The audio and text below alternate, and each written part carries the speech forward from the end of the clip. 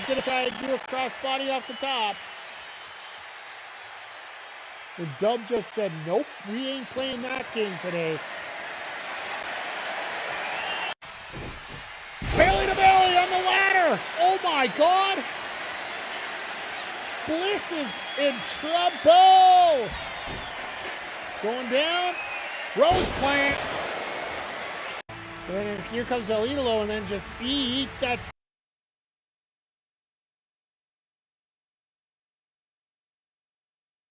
And here comes El Idolo, and then just he eats that spinning pile driver into the label lock, and El Idolo taps out. Here is your winner, Bryan Danielson. But Danielson is definitely a gauntlet legend here for what he's done tonight.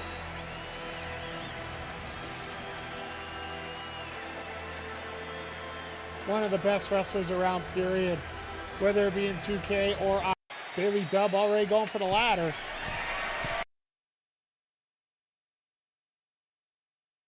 I swear to God, this program is driving me absolutely up the wall. And here comes El Idolo, and then just we'll be up in about a minute and a half, folks. Hey, different styles. Good to see you. Into the label lock. We're just running some ads over on the Twitch side here so that we don't have to worry about them after. So good to see you here tonight. So we are getting ready for an absolute epic. But Danielson is definitely a gauntlet legend here. Yeah, we'll be up in for about what he's done tonight. Just under a minute here.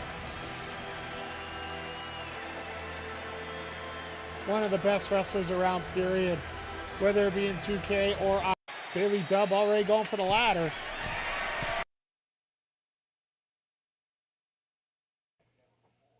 To hell with it. Let's go.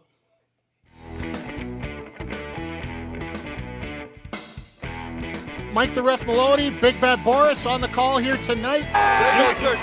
This show is Super Kick! Let go! Third!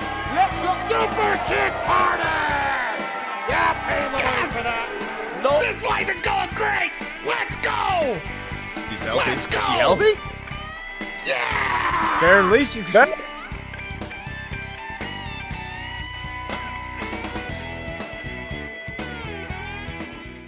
Hey, yo, yo, yo, and away we go. And welcome to the Wednesday night edition of AEW here. Welcome as, still confused. I'm like, what part is confusing to you, my friend? We'll get it cleared up for you. Hey, Homer, good to see you here tonight. Bray, good to see you here. Time for Dynamite as well. For anybody that's wondering, we do have the lineup here for Backbreaker Pro Wrestling, which we're going to have after AEW Dynamite tonight. So feel free to stop by, and if you're on Twitch, stick around. If you're on YouTube, it'll be over on our Twitch channel exclusively after we are done Dynamite tonight. So yeah, this is going to be a fun one, folks. They're in Denver. I reffed a match, just not in wrestling. It's just I cover wrestling, and the name stuck. Whatever. So I did ref volleyball, I did ref soccer, I did ref basketball, whole bunch of different sports. I just never reffed a wrestling match. I'm probably in the best physical shape of my life right now. And I'm not saying that as a very positive thing, because I was in pretty rough shape for years. So, look like a wrestling ref? No, I'm way too big and uncoordinated. So, just being straight up with you. So, for those who are watching on Twitch, and we started in the middle of an ad break, I'm going to say it before I'll say it again. I am working on it. We're going to have it ready for the 15-year anniversary coming up here, but the Meld software is good, but it locks up on certain things that I just need. There's a couple things I need in it that I can't use it for this. So think I'd fit in? Yes and no. I know that there's certain things about me that wouldn't make me a good referee in wrestling. mainly because I would never take a bump to save my life. The most I've ever taken in a wrestling ring is a slap. Literally just right across the face from Kayla J. I'm still trying to figure out where the video is for it. I do believe it's in our archives over on the YouTube channel, but we'll see how things go here. I know I'm covering you guys up a little bit here, so let's take that down here. But yeah, it is, yeah, we're 2.5 weeks away. This is a double taping tonight. So Saturday's show is going to be pre-taped. I will be here for Collision. Elimination Chamber right now. I think this is the most uninspired Elimination Chamber for me since the concept arrived. So, yeah, they're taping Dynamite live, and then they're going to tape Collision after the show goes off the air because, well, frankly, right now in Denver, it is 4:52 p.m. The show is going to start at 5 o'clock their time, be done by 7. Plenty of time to get a couple more hours in, and not everybody's going to be all over the place here. So, but yeah, Bray, good to see you. Good to see you, Styles. Good to see Homer here. Good to see everybody here. Everybody just piling into tonight. We got a very interesting card tonight with Moxley seems intent on going through the entire gambit of the Callis family with challenges. He's got El Clone tonight, which that's going to be a real different in Styles. Most call you Styles? Hey, if the name fits, where, right? We also got the Gabe Kidd and Orange Cassidy going on tonight. We got a potential title switch tonight. And it's weird that this randomly showed up last night. Like, I find it hilarious that Tony Khan, instead of doing his match announcements that he normally does like hours before the show, he literally did it right after the speech down in the States.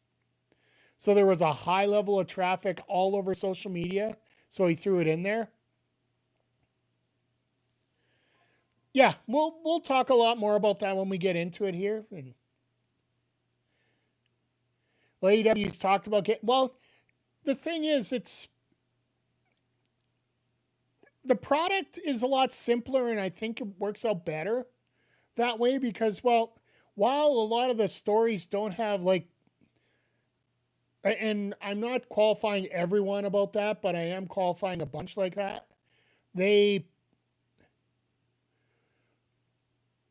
When it comes to AEW stories, like the bottom half of the card have very simple stories to go through. I'll let Bray run down the card while he's in the chat here. Just make it easy on me here. We'll talk about this as we go along here. So, wrestling is life. Other sports, huh? Nah. You know what? Wrestling gets a lot more involved in things than a lot of people expect, and that can be a good or a bad thing depending on which way you're looking at it here. But yeah, we got the stipulation going on. We got the Babes of Wrath taking on MegaBad, and I do think there might be a high possibility we get a title change here. I think we might actually get it. Who's facing Tekla at Revolution? It looks like they're lining up Thunder Rosa for that spot. Like, Thunder Rosa had her first match back against Julia Hart on Saturday. And then Tekla came out to talk about how, basically talk down Thunder Rosa the way that she likes to talk down people. And it looks like that might be where they're headed. And it isn't the worst choice in the world for a first challenger for a champion. Because typically you're not expecting the person to change over that much. So, hey, Vic, how you doing tonight? Good to see you here. And with the fact that Thunder Rosa getting booked, I'm doing good. We might get a title change here with the women's tag titles. MegaBad and the Babes of Wrath.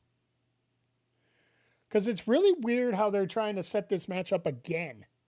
And if you guys didn't know, and guys and girls, everybody who's popped in here, it appears that... sorry, I'm just getting a note from SRS about a wrestler here.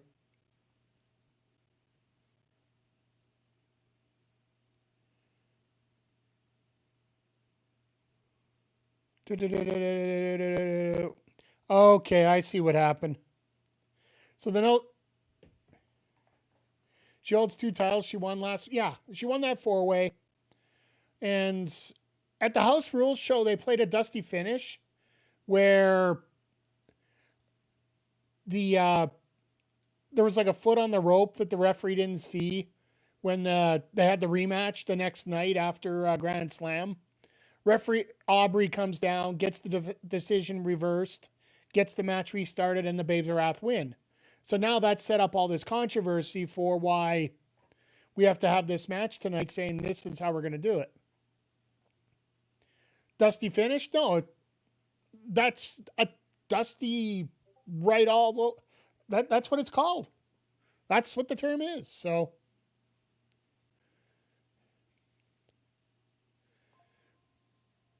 But yeah, just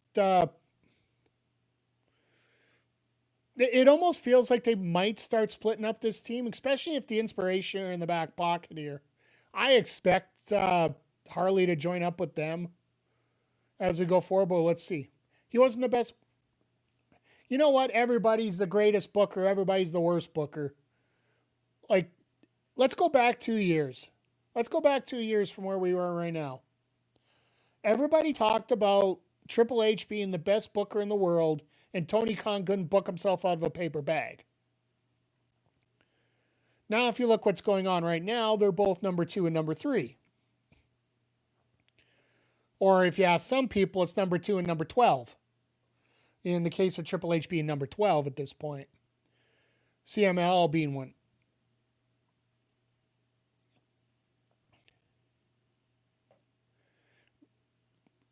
It all depends on what the flavor of the day is in terms of the booking. I don't want to say that this promotion has the best booker or this one does. Right now, AEW's hot. And let's face it, WWE, while it is good, it's not as hot as it usually is. Because they're running out of... well, let's put it this way. WrestleMania, they're having the whole blackouts for their shows because of all the for the lack of sellouts. What else can you say about that? So, but Dusty booking was rough. Yeah, no, I get it. A lot of the finishes, like ECW, everybody talks about how great ECW was. 95% of those matches were roughly booked. You have all these crazy spots, then you finish with a small package. Like half the time, if it was today, I think the answer would be, what the hell is that? For most of the endings of most of the matches in ECW. Attitude Era. Outside of the main events that were booked semi-decently, a lot of the mid-card was two-minute matches with DQs everywhere.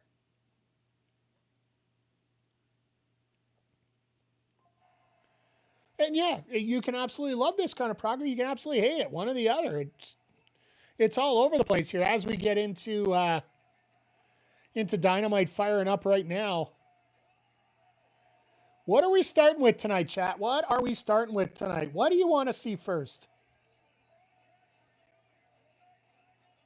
2,500 people. This is an official sellout tonight. I was going to say shutout, but that's the American goalies. I'll give him a coin.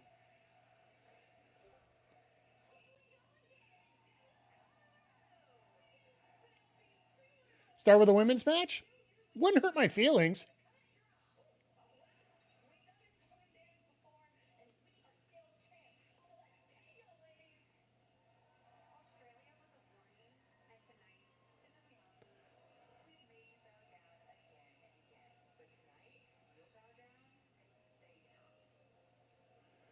Wow, all right. Lena looks ready to go. Went to a collision once. How'd you enjoy it? But yeah, we got the meat match tonight. We got beef on the menu with Brody and Mark. Orange and Gabe, they haven't... it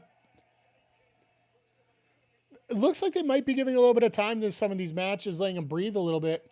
And then, speaking of breathing in, Mile High Madness, Tony Khan is a madman. Saw it, Tony, so good night. Imagine being Jack Hughes, winning gold medal and scoring for just a few days later, you're coming back playing for the lousy Devils. Well, they came back to a winner's tribute, apparently, so. Oh, okay. Yeah. Saw Shivani. Okay, that's cool. And Vic, yes, very nice way to start tonight. They used to do that exclusively on Twitch or on Collision, and now they're doing it more on Dynamite, and I really do enjoy that. If you got a feature match that you want to mean a lot to, it definitely gives that feel to it. Mr. Zodiac, good to see you here tonight. Hey, TK comes out for every show. Thanks the fans. Usually does a little speech. He will usually come out, so I'm glad to see both you guys are here tonight. I'm glad to see everybody's here tonight. Wow, we're really filing in tonight. Just a reminder, we do have Backbreaker Pro Wrestling after we're done here, just as we get started real quick. We got all the big guys in action here tonight.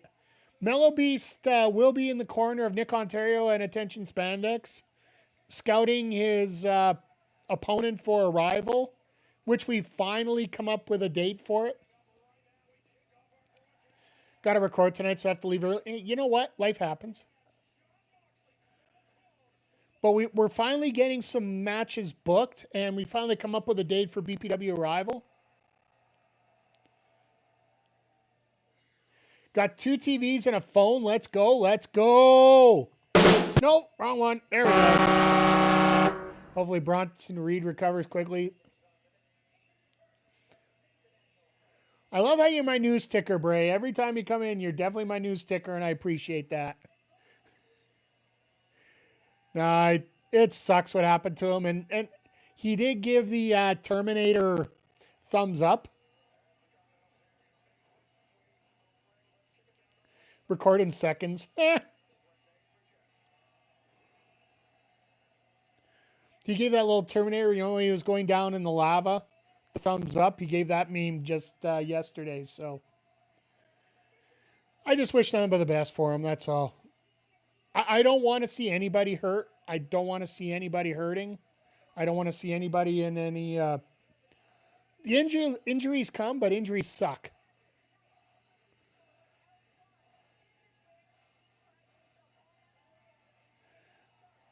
Mox, I haven't forgot Rampage.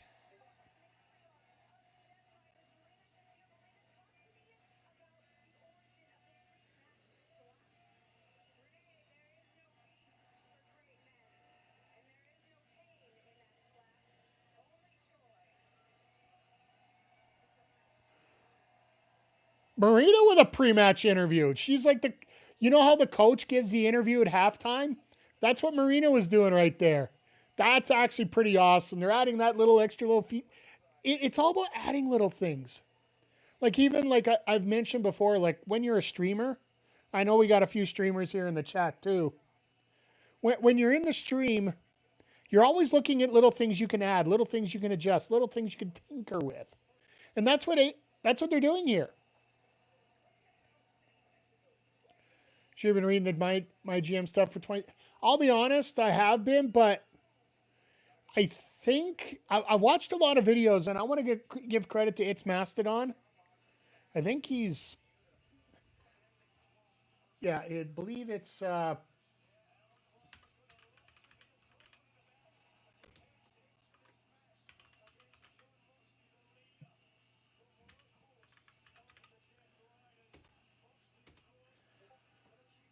channel. Okay, so I got to figure that out later.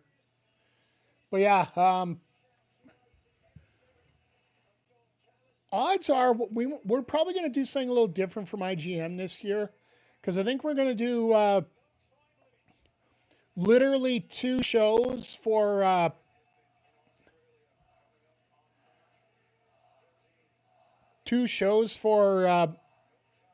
BPW this year, and we're actually going to do them through My Universe. The way things are going, they have a watch show function, so we might actually be able to see everything. We're going to try it out and see how it goes. It is going to take us a little bit of time to set it up, but we'll get there. And yeah, and by the way, that's not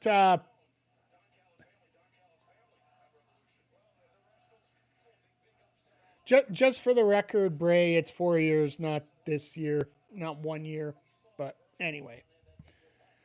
So wait, for Eliminator, Clone doesn't have to win. Yeah. That's the thing. When it comes to the Eliminator matches, and this has always been the rule, you have to last, and this happened for the TV title back when. This also includes any time limit related matches. It's challenger's advantage with the time limit. But when it actually comes to the match, it's champion's advantage. So basically, you're looking for your champion to eliminate somebody from contention. So the only way you can do that is to actually beat them. If you can't beat them, yes, eliminator matches in AEW as well as eliminator matches. NWA used to do it. WCW had it quite a bit back when they were around. ECW did the same thing. Except you usually never notice because they usually put the title on the line all the damn time. But yeah, eliminator matches, the tiebreaker role is reversed.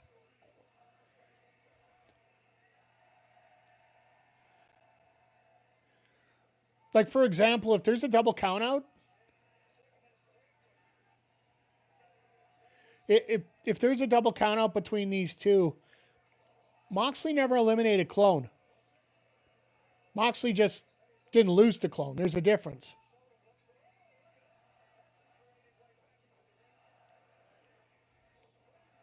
It gives a little bit more incentive for the champion to actually go to work in a match like this instead of run away and whatever. Because if you leave it, well, I was having a very good day today. Last couple days I've actually been, pretty chill. It's been a little bit crazy. Had a couple things happen at my job this week that just, when people are dumb, they just get really dumb. Yeah, Bray, when it comes to 26, we'll talk about that a little bit more when we get into Backbreaker Pro. Appreciate you bringing the news to us here, but dumb person? No. 34 years watching wrestling? How can you just manually calculate that? That's one thing I'm wondering, Styles. Just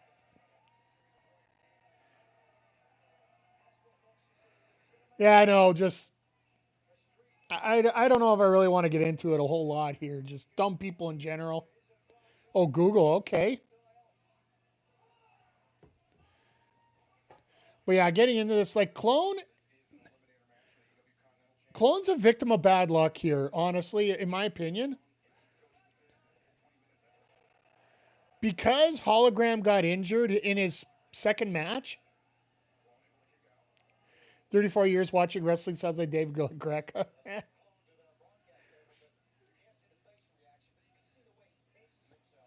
But yeah, just now, with a guy like Clone here, and if you don't know the history of Clone and CMLL and his integration with Hologram, and under their previous names, I don't remember exactly what their names are. Michael, good to see you here tonight as well. Clone and Hologram used to have a very fierce rivalry, but then they formed a tag team together. And they were actually very successful in CMLL. which I got a feeling that that's what they were going to do, trying to go forward here in AEW with Clone and the Hologram. They were probably going to play off the rivalry that they had before, and then move it into a tag team with these two. Because a lucha tag team like those two, I think would be pretty exciting. Sounds like Sammy Owens. Absolutely. A lot of times it's happened. So,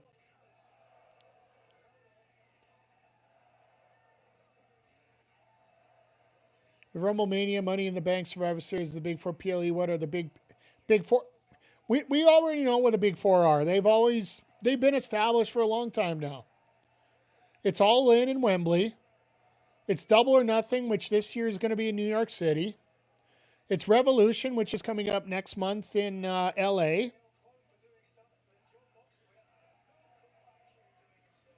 And of course, I said I'm out of order, so I'm screwing myself up here.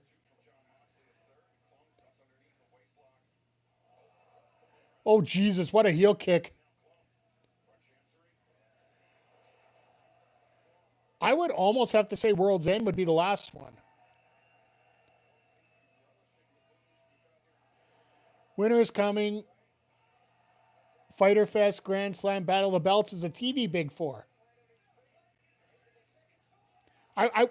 Jesus. I love it when wrestlers come in and bring a different moveset. I love it when we get to see different things. And I don't mind if it looks clunky.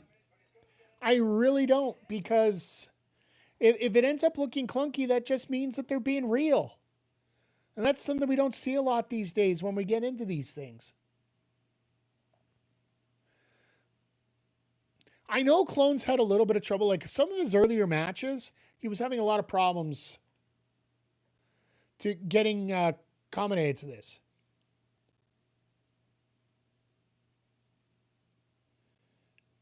Better than WWE? Well, everybody likes their own style. I don't want to say one thing's better than the other, because I like sometimes when things go very audio check for the show. Is it on? The show is on. You're not hearing the audio here. I currently have it muted either way, but typically we don't have the audio running as we're going here. Some of the people that are watching right now, the time sync is way off. Like some are way before, some are way after, some are all over the place. But so I try not to, I try not to have the audio in there just for that. So we're talking. So yeah. And like Nats is 2 minutes ahead. I think Zodiac's 1 minute behind. I know typically McGee, who's in here, is about a minute and ahead. That's why when you watch me, I'll pop for the moments, but I won't exactly. When it comes to finishes, I think we all think about it, so I try not to go too overboard here.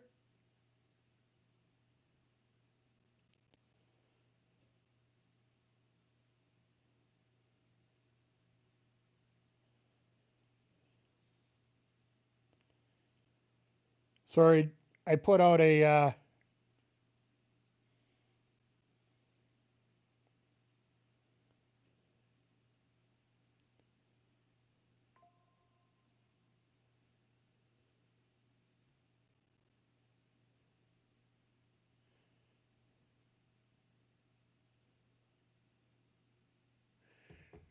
so AJ, no,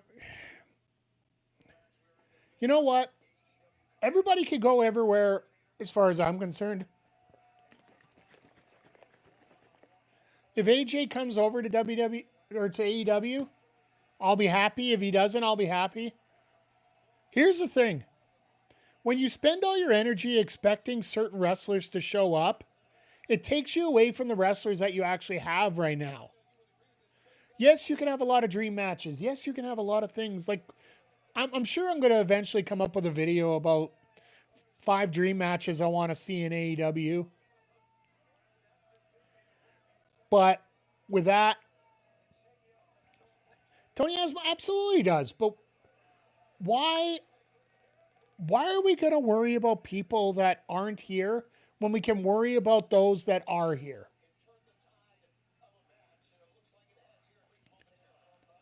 Like 5 seconds of talking about AJ Styles coming to AEW is taking away 5 seconds from talking about how good Clone has been in the ring in this match. And how Moxley is working an absolute gem with him right now. To me, that's where I go about it. Like, I'm going to be happy and I'm going to be shocked like the rest of you if he does show up. But do yourself a favor. Instead of being disappointed about somebody not showing up at a certain spot, be excited for the fact that we have the talent that we do have here. Even if we have Don Callis around. Fantastic tribute on Raw. If that's the tribute wasn't on Raw, that show would have been mistaken for a 9-9. Yeah, fair enough. That's a t-shirt idea? I could show up there. It wouldn't surprise me. Because even when, like, they're even talking about selling some neck problems for... Oh, God, here we go. Moxley doing his all lucha stuff here, so... Let's see if we get some lucha in here.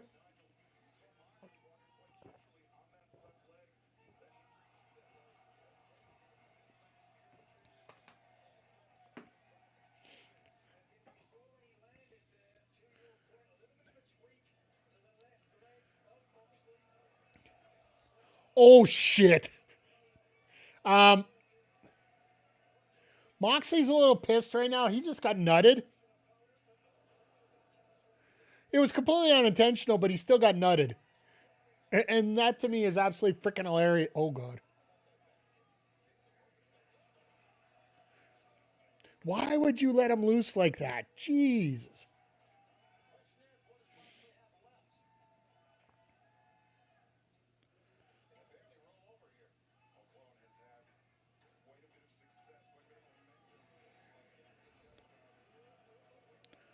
Yeah, no, they're cutting away from the replay right now.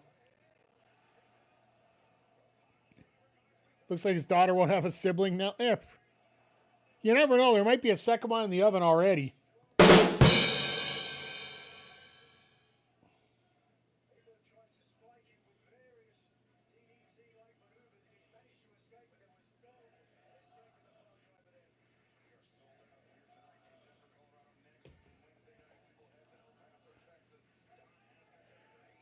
So yeah, they're going to, like Bray said earlier, they're going to El Paso and Tucson next week. As they're getting ready to head to LA a week, 2 weeks from Sunday? And they're doing the double taping for Collision and Dynamite. And it's very smart that they're doing this now ahead of a PLE or a PPV, whatever. The fact that they're doing extra tapings the Wednesday of, so if anything needs to be adjusted, they have the extra time to do it. Because it really sucks if you have a show that's live the night before somebody gets injured, and then you got to change basically your whole... If a major injury happened, you got to change your whole card around, right? Like, it's not the worst thing in the world with the amount of talent that they have, but like, hell, look at how Clone's stepping up here tonight.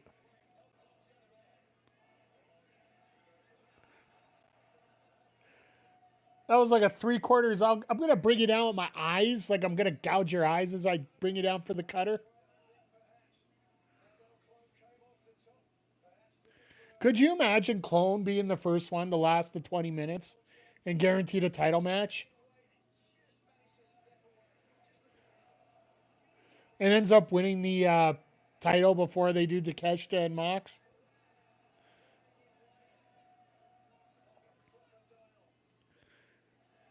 I think Callis would try to do the... Yeah, you're going to take a dive, Clone. I'm going to reprogram you right now.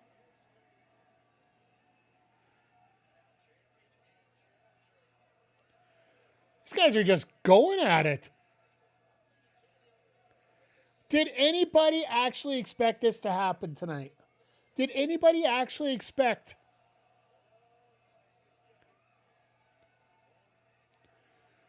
Did anybody expect Clone to show up like this when you saw it on the card? You almost feel that this one would have been like the filler spot.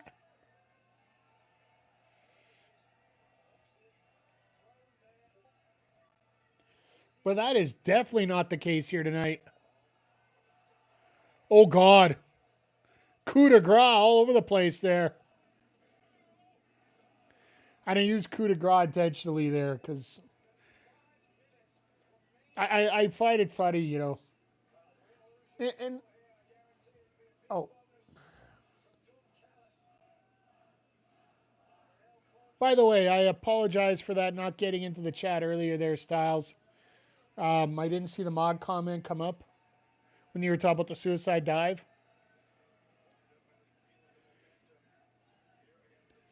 Unfortunately, when you put that word in there, it sort of gets auto-modded by YouTube. They don't auto-mod a lot, but they auto-mod that.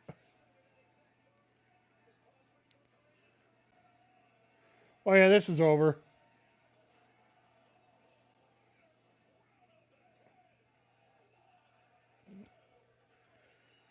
Yeah, you had to know. You had to know how this was going to go, but Moxley made the best of it tonight and it turned out to be a hell of a match. Like what? They went almost a full 20 minutes.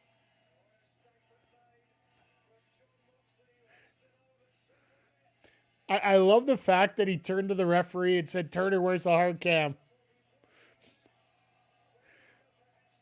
He wasn't 100% sure where it was, so.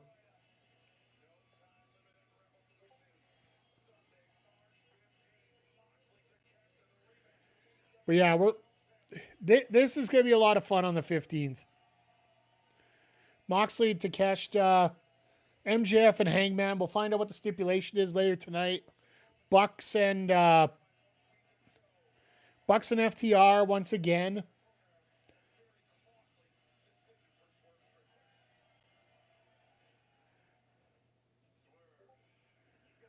And if you guys didn't get a chance to see, and they're bringing it up right now, bringing up Omega Swerve right now for the interview. I was watching IGN Game Fest today, like the preview of a lot of games that are coming down. Not only do they have an X-Men beat 'em up collection coming out here that just got announced. I believe it's called Maximum Carnage or Maximum Invasion, one or the other. They got Maximum big letters. You can go and take a look online to see the exact name. But the other thing they showed off, they showed a lot off that I enjoyed. The Mortal Kombat 2 movie, they gave their second premiere to it. But the thing I'm interested here is the fact that they showed the mocap of Kenny Omega on Alex and how the story came down about how he ended up getting the mocap. And it sort of is a little bit of a story on life, a little bit. You know, sometimes it's about the chances you decide to take. Because Omega originally wasn't scheduled to do mocap on Alex at all. But he talked to the developers, and he's like, yeah, we'll put some moves in there for you that, you know, match up with Alex. But then he just turned around and said, oh, you want me to come do mocap for you? And they're like, you would do that? Yeah, we didn't think your schedule would work, though. Yeah, no, we'll get it fixed. We'll get it done.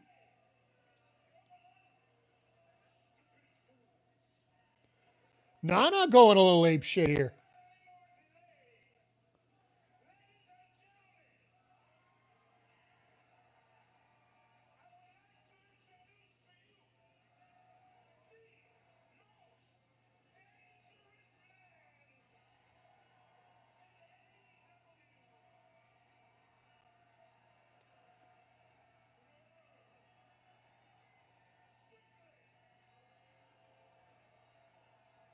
No music for the entrance, just comes out, stands on the announce table. Nana giving him crap.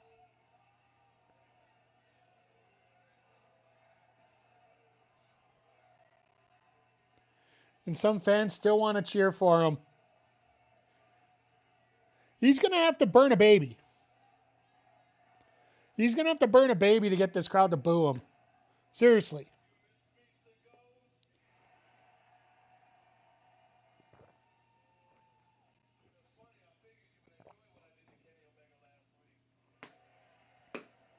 Saw an interview with good. I like the guy in the crowd. He's like, yeah.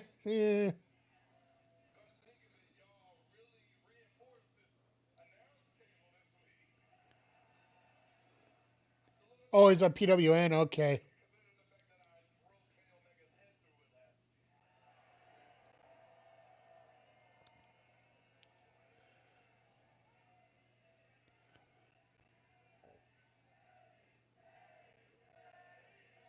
Kenny ain't going to be around until the 15th. He might show up on the 15th. More likely on the 18th, he'll show up.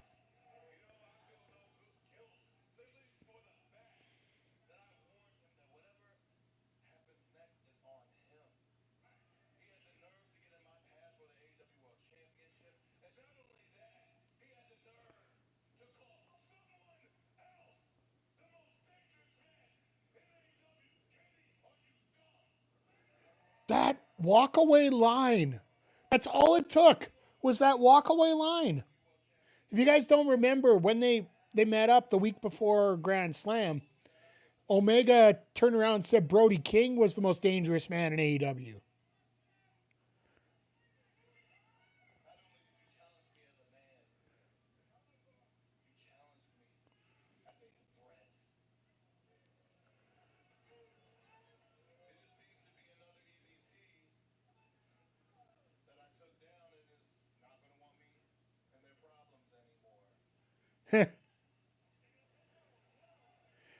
When you get to this point, you have to be humble. If you want to be successful, you have to have a certain level of humbleness, control.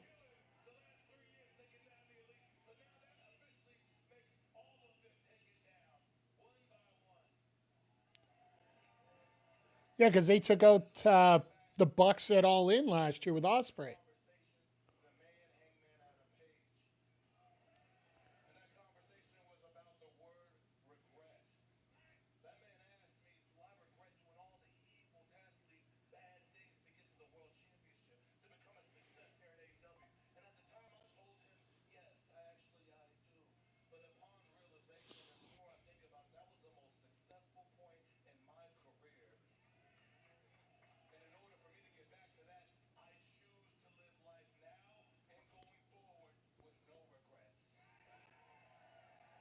See, he's doing a face promo as a heel.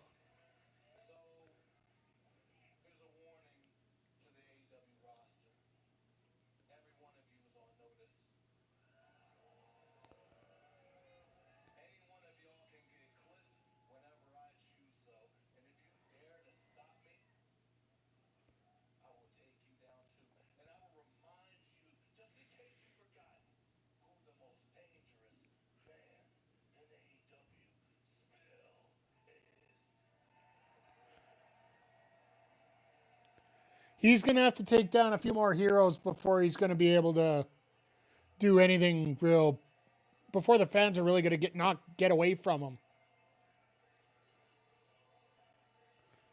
Like, as much as Nana wants to treat the commentators as garbage, well, that really doesn't... Honestly, that doesn't give that much heat in AEW these days. Half the time the crowd can't stand Excalibur or Nigel.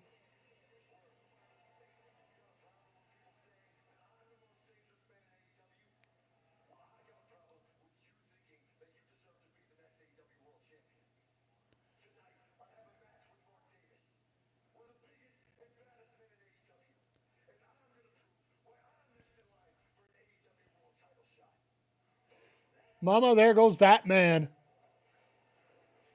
It looks like we might get Brody King and Swerve Strickland. That might be the replacement match for Revolution. Folks, can I just do this? Because if we're going to get that match, that's going to be a lot of fun.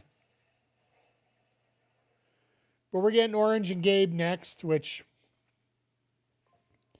I really hate the fact that all these promos that Orange has been doing, that Gabe and Clark Connor's been doing, has been calling out Darby Allin, and yet all the matches that they're doing right now are for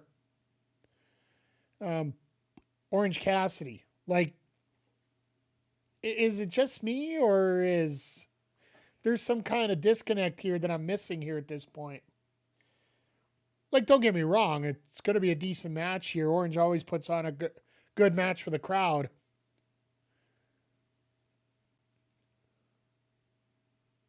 But it almost feels like he's being the replacement while Darby's injured, which I don't know if he is or isn't. I think he's in a perpetual state of being injured.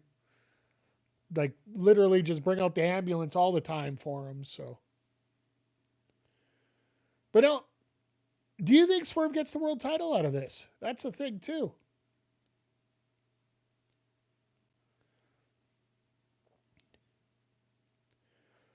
Like, honestly, what I think he could be and where I think this might go,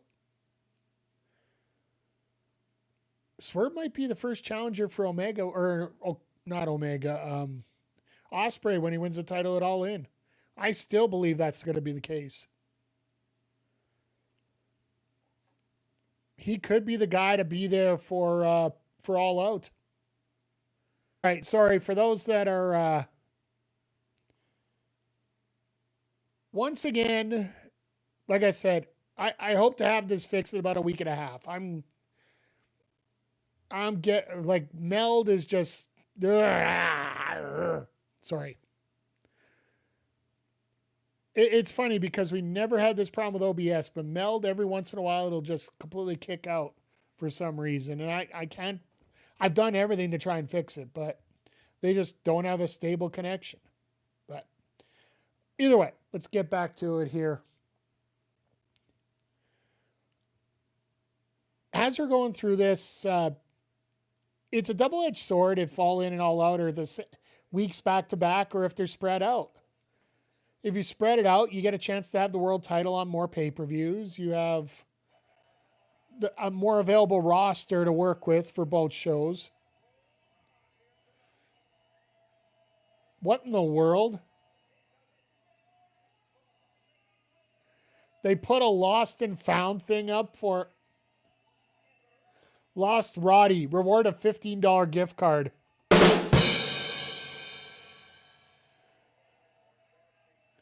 You know it's worth a lot when it's $15, right? That'll get you one skin in Street Fighter 6, I do believe. Oh my God, they sent out posters out in the crowd.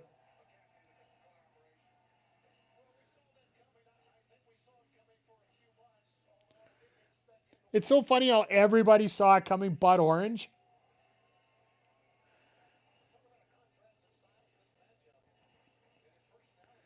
Now, I just wonder, because they still have the New Japan symbol up there. Like, is Kid just going to come over here full time, or is he just moving over here because they just don't have anything for him in New Japan right now?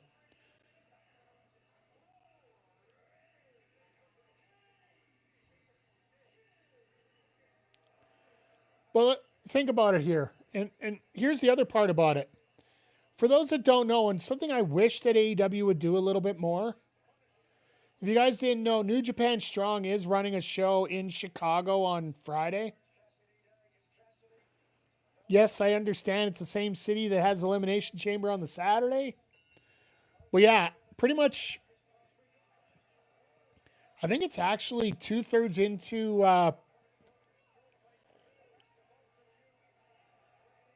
yeah, 2/3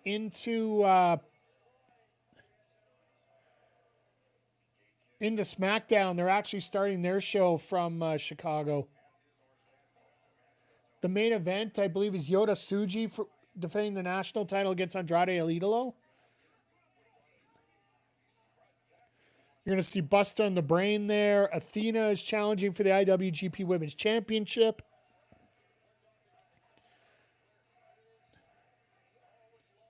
Oh, and you Canadiana fans, Those that are watching here in Canada, just a big announcement that came down today. 2 weeks ago, we talked about Alpha One, Ethan Page's promotion, getting on Rogers TV, one of the big providers here. Well, earlier this afternoon, there was an announcement that Winnipeg Pro Wrestling, if you haven't heard, that's the promotion that Mercedes Moné won one of the women's titles as part of her 12-title run. They have just struck a deal with Rogers TV to have their shows be on their, I don't know what frequency, but they are going to be up there quite often. So good on Rogers for doing the work.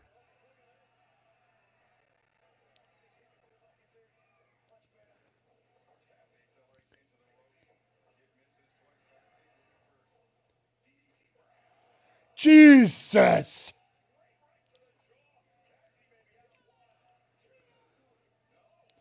The funny thing is, when you talk about New Japan, a right hand like that could be a finisher, realistically.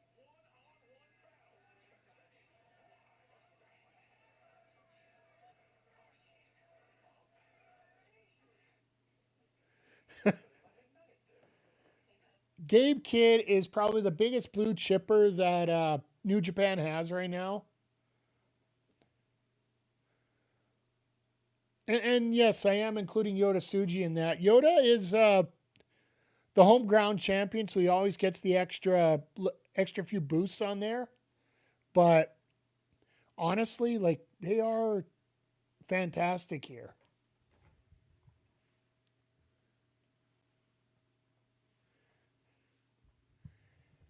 Oh, and people just popped away as soon as the buffering went. Oh, yeah.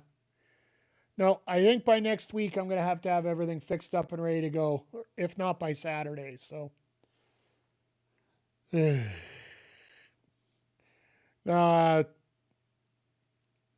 again, everybody, thank you for being here. For those that are wondering what the heck I'm talking about, once we had that little break there, seems like everybody disappeared. That little connection break, so. But no, when it comes to New Japan, like, they are having a bit of a renaissance in their roster with Tanahashi retiring, of course, and a lot of the contracts coming up. Clark Connors has pretty much signed with AEW. You're looking at a few others that Evil, I do believe, is WWE bound. Do believe that. I believe he's the husband of Kairi Sane. I'm not 100% sure on that, but husband, boyfriend, something to that effect. And I'll never fault anybody for going anywhere, as long as it's for the right reasons. And yes, money can be a reason. Like, get your dollar bills while you can, folks, because nobody else is going to pay us. So.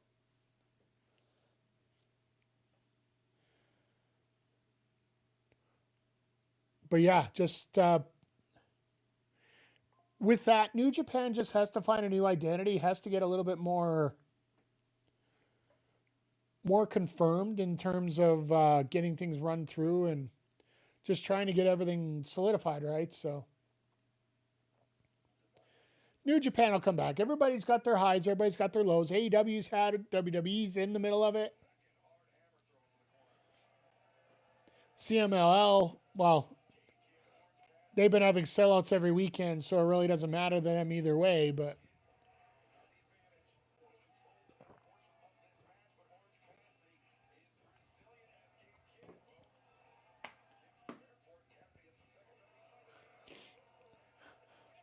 I love the fact that Orange bounced himself on the top there, but so he did take a full brunt of a knockdown there.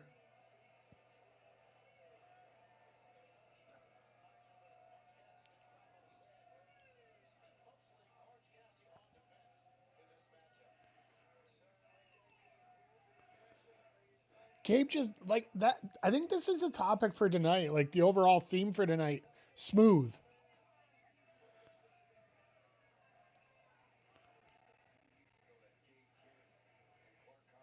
And Orange literally just rolls himself out of the ring the other way. It's a gimmick, but it's a smart gimmick at this point.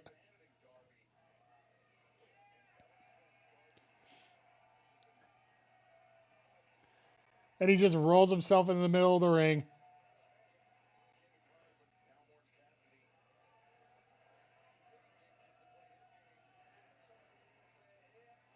And he'll get smooth operator. Smooth operator. I know it's a Penta thing, but you know what? We'll still use it here.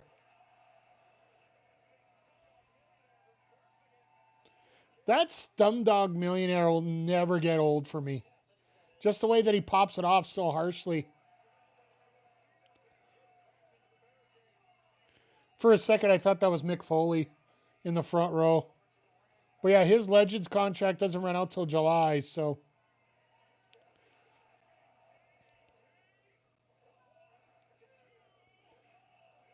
I'm going to be honest with you. Like, I know we talked about earlier not worrying about who is and isn't here. I honestly want Mick Foley not to be mentioned in the spotlight at all for like the next 6 months.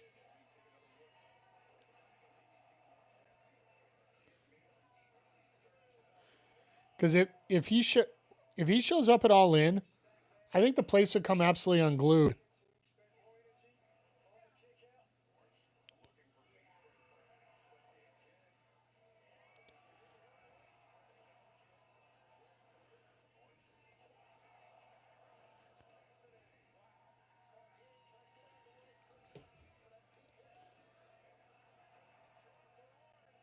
And Orange taking control here.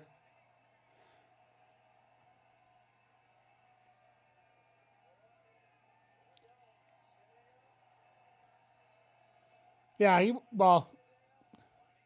with all due respect, last night was probably one of the times where everybody could get off, like completely go off on stuff like that. You notice I stopped myself there from saying something stupid.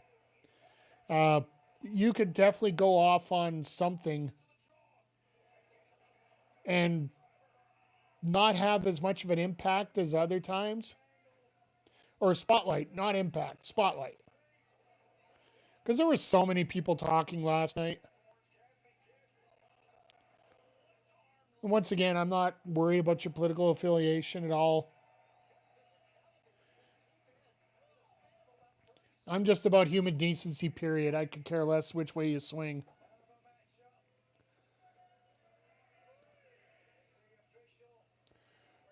But yeah, like when so many people are talking about a certain subject, you're not going to get the response back.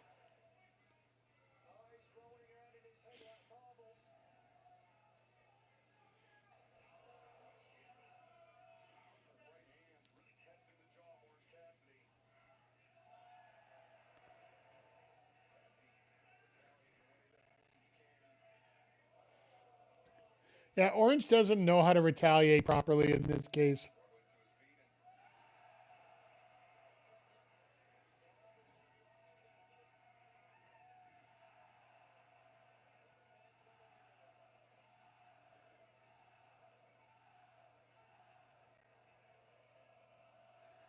This is when you kick them hard.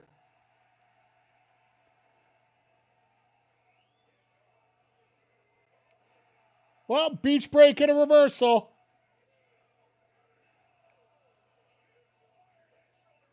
I love the fact that, you know, false senses of security can get changed real quick there.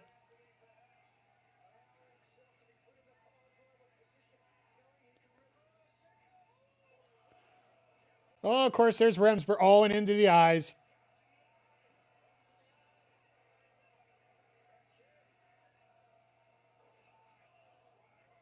And he stuck that.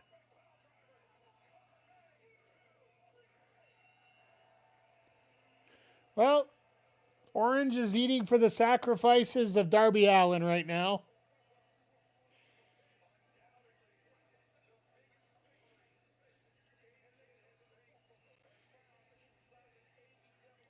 Oh, and here comes Disco Inferno.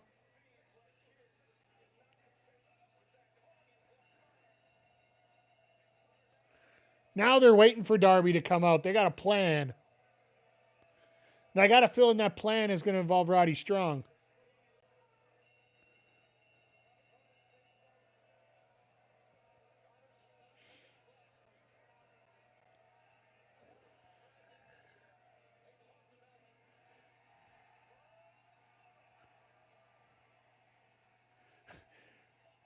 How do you not know he's coming?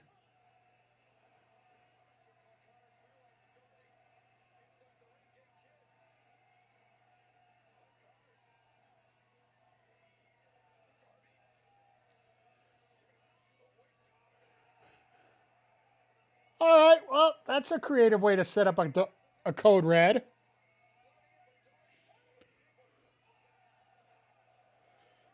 I got a feeling we got a tag match coming between Orange and Darby versus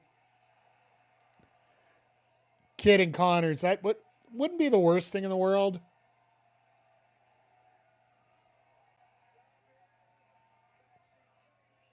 It's been a very odd build for this one, though. It's the biggest thing I'll say. It's been a very odd build.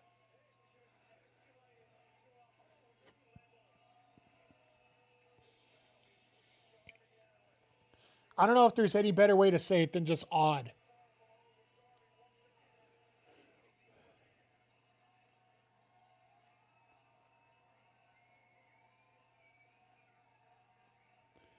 But yeah, as we go along here, we're almost at the 1 hour mark. Flip with the skateboard? Yeah. Oh, they're going to... Okay, so now they're finally going to set up Tekla and see where we're going to go with this.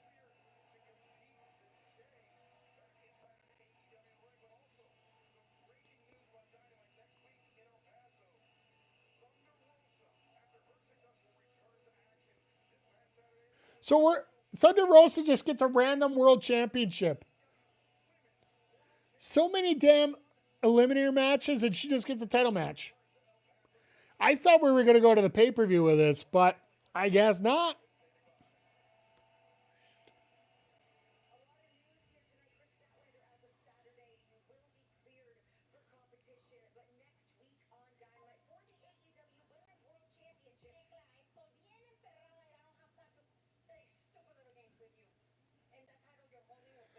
Statlander will be on Collision, so that just means she's cleared, but they're going to put her on Saturday's show.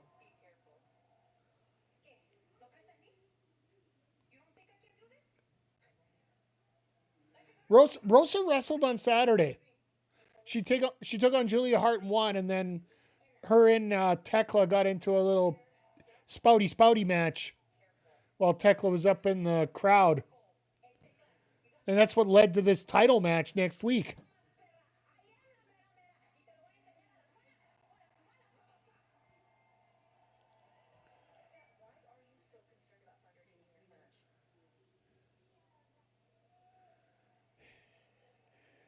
Renee asking the important questions right now.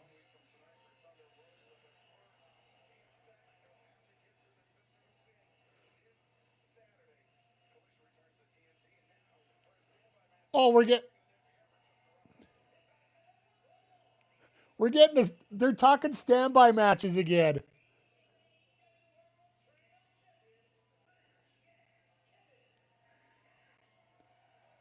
So Kevin getting an extra match. What match went early? Oh my God. We got a Mansoor sighting. Let's go. We don't get enough MXM on our TVs these days. Or if we do, it's in some kind of trios match over on Collision. Let's get a win for Mansoor here. Just so we can see another trios title match coming up.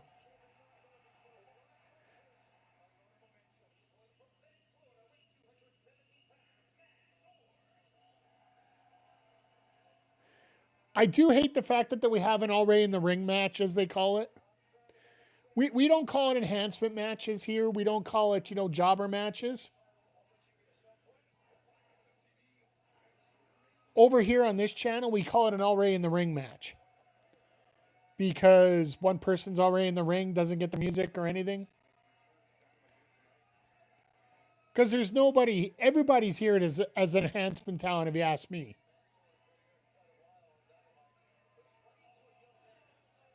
Because if you're not here to enhance the product, you shouldn't be here, period. But Mansoor and Mason Madden have actually done really well for themselves.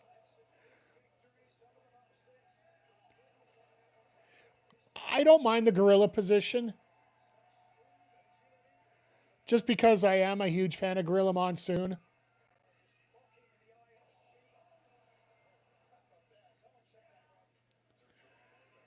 If you haven't had a chance, go check out the biography on Gorilla Monsoon and just the history that he had. It'll give you a lot more clarity about, how do I put this in the politest sense in the world? It'll tell you a lot about the character of Vince McMahon, even more so than what you think already. It'll sort of highlight it a little bit more. The only fact that I'll spill to you guys, if you want to read the book to make it a little interesting, Vince Sr. essentially did not have any intention of selling his promotion.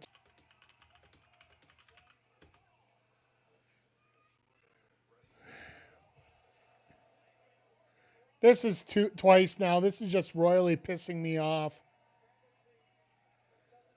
I will do my best after we're done stream tomorrow night or tomorrow morning. I'm going to get in here and I'm going to try to get OBS set up so we don't have to put up with this bullshit on Saturday.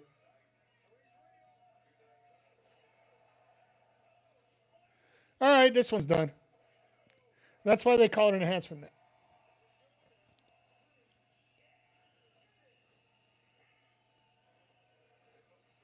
Did you hear the whole thing, Styles?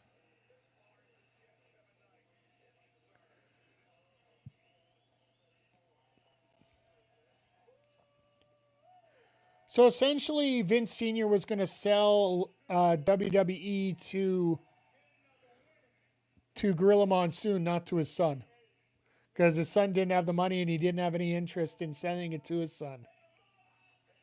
There's a whole backstory behind it, which you can read in Gorilla's book, or the book on Gorilla Monsoon.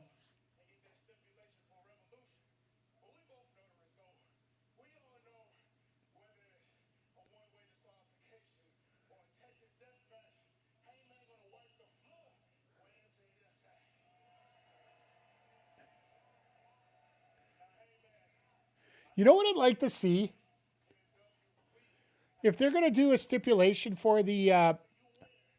he had stocks big time. Yeah.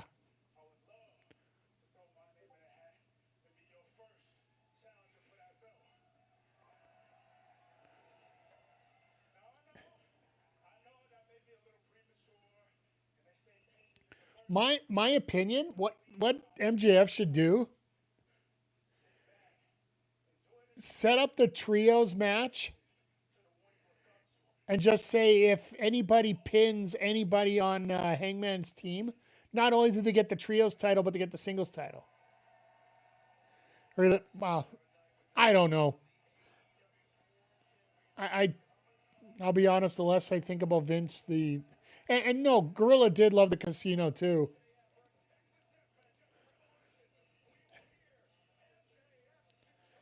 This has been really weird how they booked this. Like they put the Cody stip in before they put in the actual stipulation.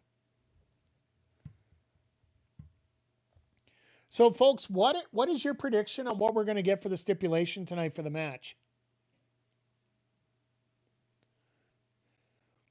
My prediction for Hangman and MJF is a 3 stages of hell match.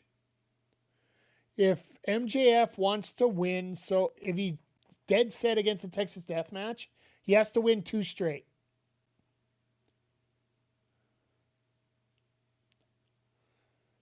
What I would say is you have a regular wrestling match first, a no DQ match second, and then a Texas Death Match third. If it gets to the third fall, you have to kill the other guy, basically. And if MJF doesn't want to deal with that, and he's been in 2 out of 3 fall matches before where he's won 2 straight.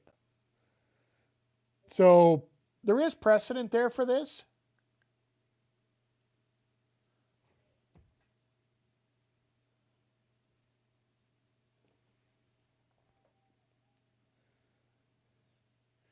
So, in my opinion, I feel that that's the way we should be going here as we go. So,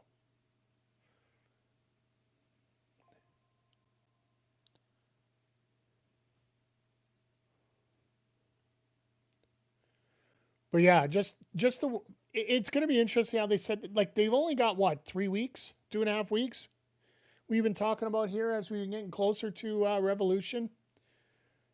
So this week they set up the stipulation. Next week they sort of.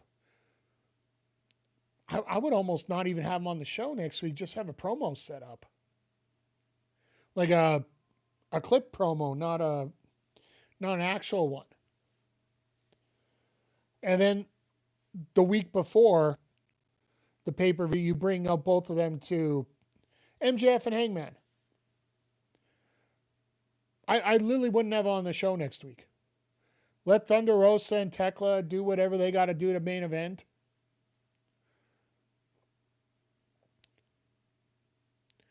I don't know. Personally, I get how important Thunder Rosa has been to women's wrestling in general. It's just I've never been inspired by her matches. I really haven't. Not saying there's anything really wrong with what she's doing out there. Just she doesn't scream to me as a world champion at this point. Maybe when she had that feud with Baker, but that's what, 4 years ago, 5 years ago now? That St. Patrick's Day cage match when they had the title change in that lights out match, like that was one of the best matches in AEW history, period. It's a good push, don't get me wrong, but you can also get pushed off a cliff. And I really don't want to see that for somebody who's just coming back from injury.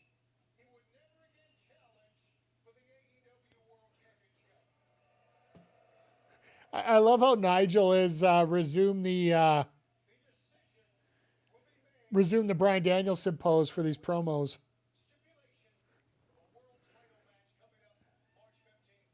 It's the only big drawback for having the commentary desk right behind the ring in the camera shot.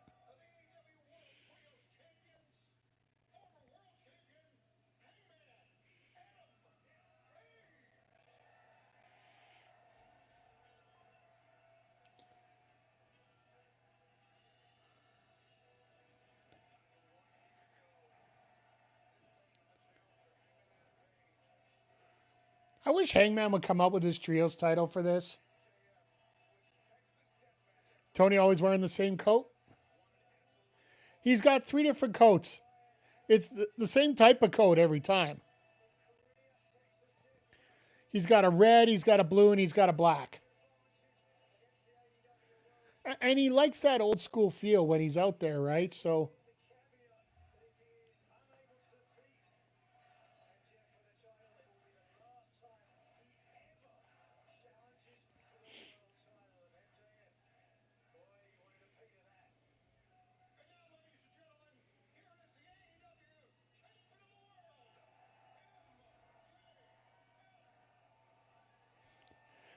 it almost feels like it's painful for Shivani to actually say his name.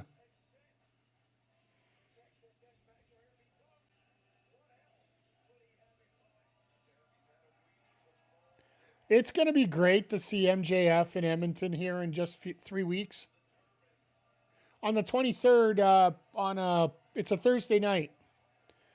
Mystery Wrestling, the promotion that's owned by Evil Uno, and he shows on his Twitch channel and YouTube channels.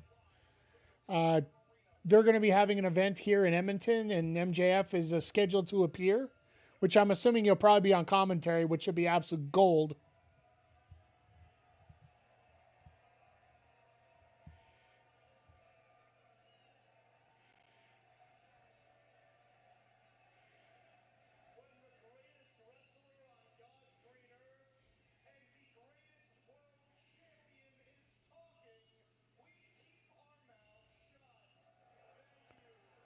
And that's why they scream louder right now, because Kenny Omega is not in the ring.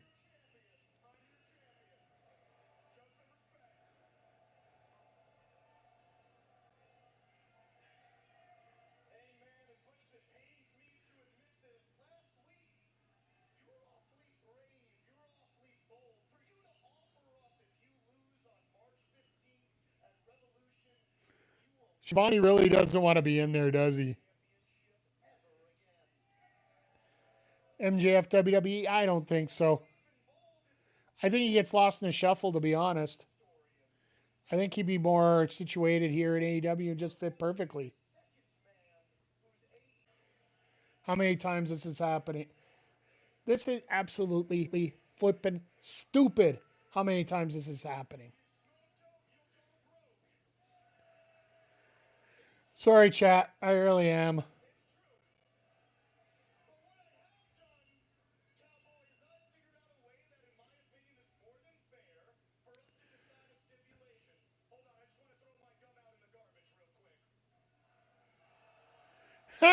Throws it at the crowd.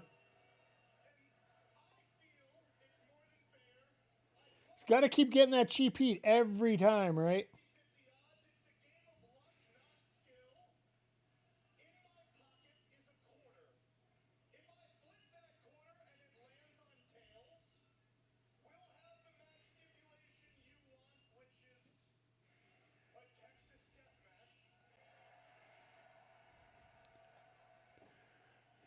So what does MJF want?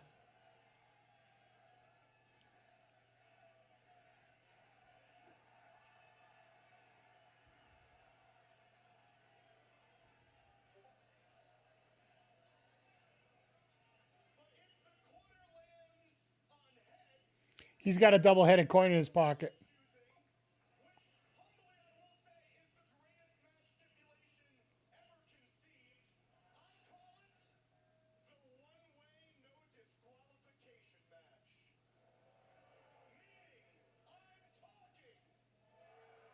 He gets to do whatever he wants, and Hangman...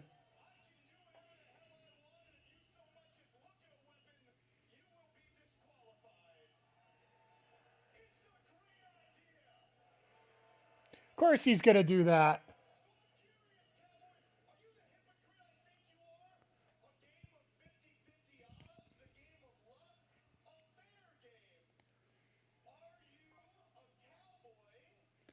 So Shivani's in here to prove that it's a... I'm broke.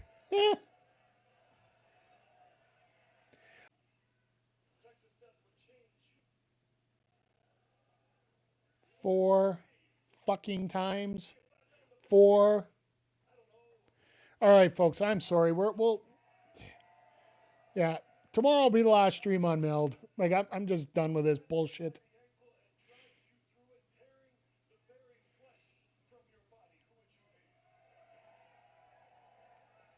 I'm sorry about this, chat. I really am.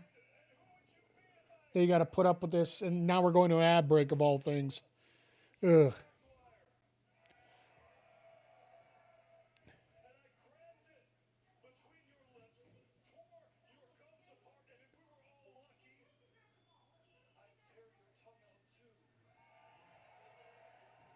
Okay.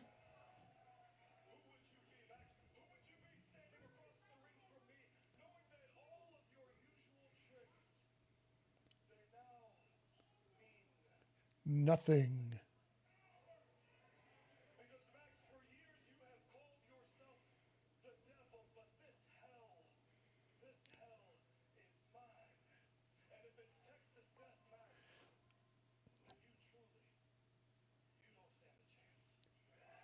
It's a double-headed coin, yeah, yuts. You got to realize that.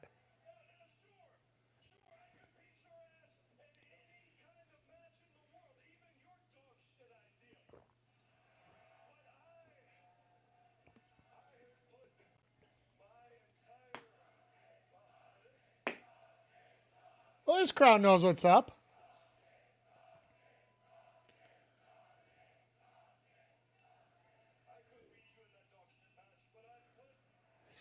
He had to make sure he brought up that word again.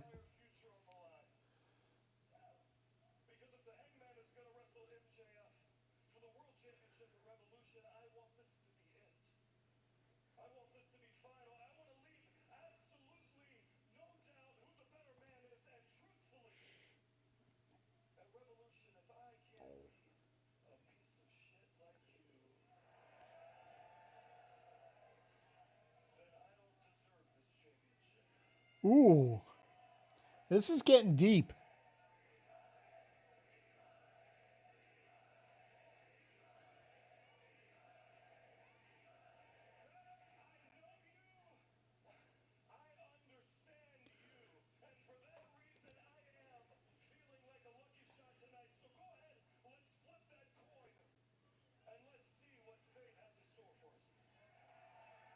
It's going to be heads. It's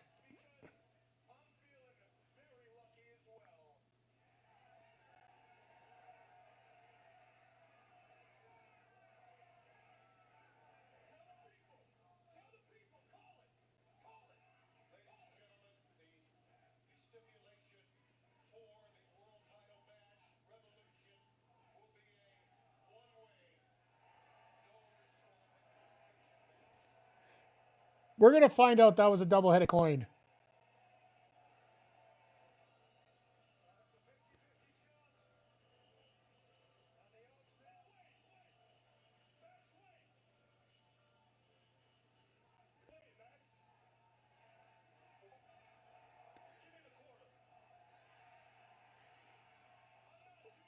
When's last we saw Darby? Well, we saw him about 10 minutes ago. Yeah, here it is. Here it comes.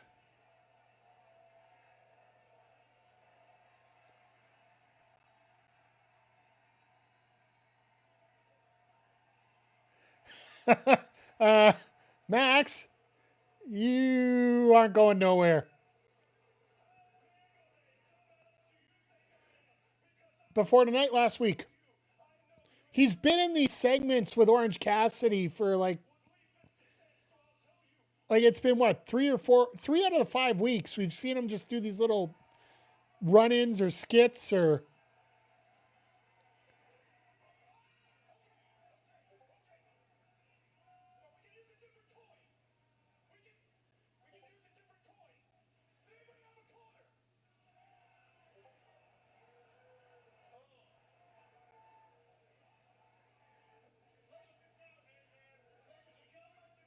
Oh, here we go.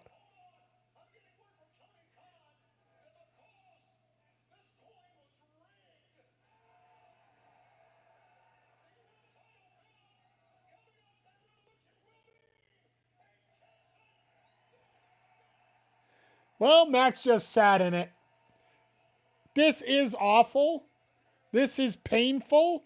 This is Southern wrestling in the 80s personified, and it should stay in the 80s. I hope somebody signed that quarter before they threw in the crowd.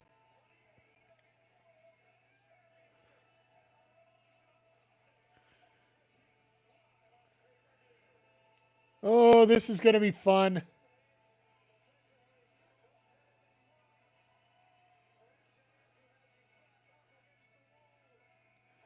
They're really ramping this up. But yeah, no, Darby, he's been doing the run-ins. Like last week it was, remember it was the tag with Roddy when Roddy walked out on Orange? It ended up being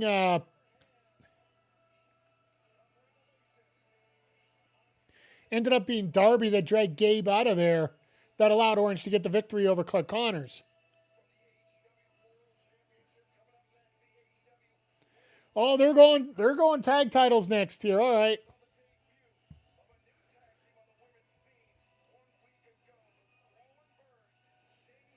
Yeah, we wasted 15 minutes on that. And the sad part is they had a standby match also. I've said it before. I'll say it again. I'll say it forever. AEW matches are absolutely amazing. AEW promos, you either get great or dog shit.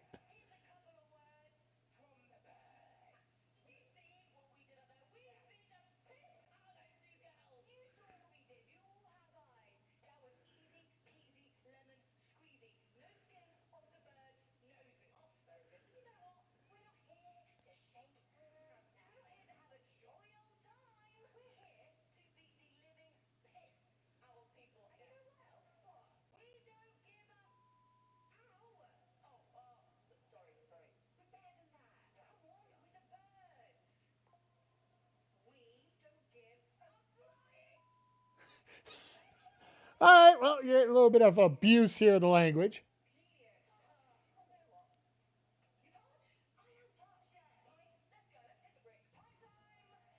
So are they going to have a match on Saturday, or are we just wasting more time?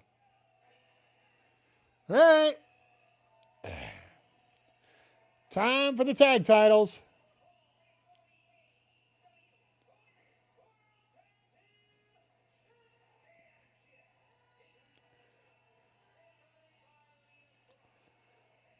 And now Lena's like full-time in the corner? Okay, I can live with this.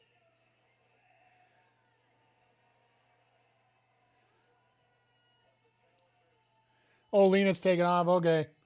Like a typical match. They're not licensed cornermen, so they leave.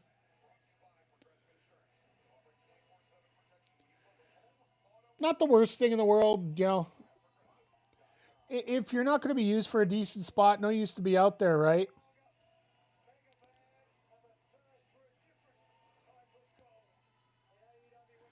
But yeah, if you don't know what happened about this story, about this match, so they did have the match at Grand Slam, and the Babes of Wrath won.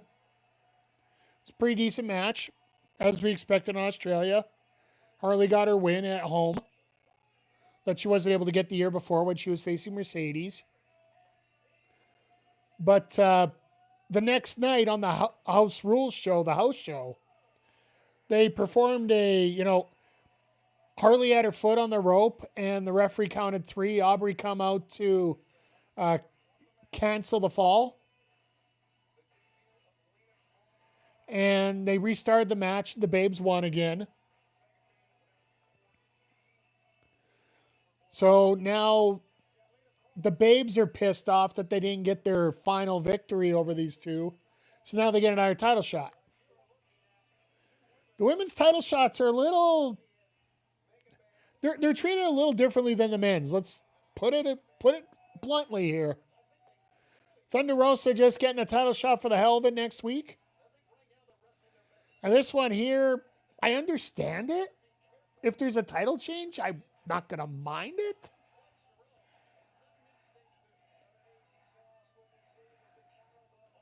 But sometimes you just get a little confused, that's all.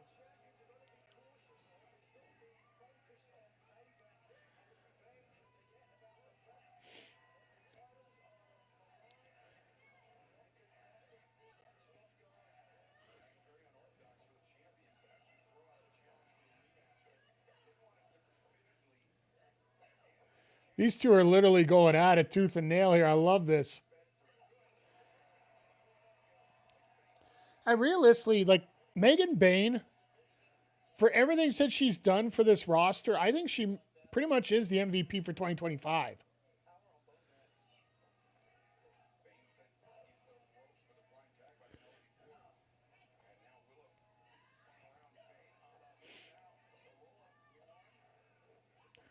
Referee out of position, of course. It's Aubrey.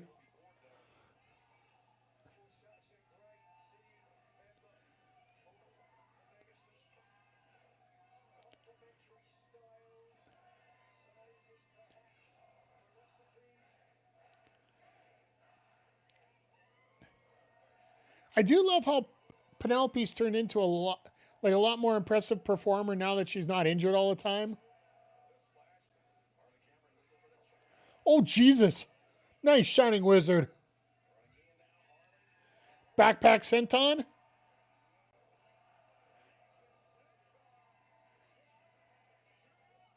And let's just throw another senton in for the hell of it. Why not?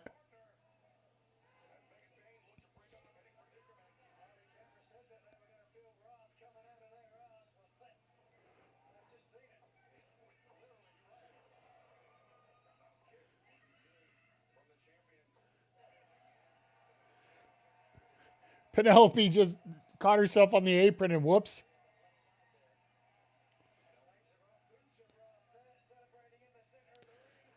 Oh, Nigel. Oh, Nigel. Smarten up with your euphemisms.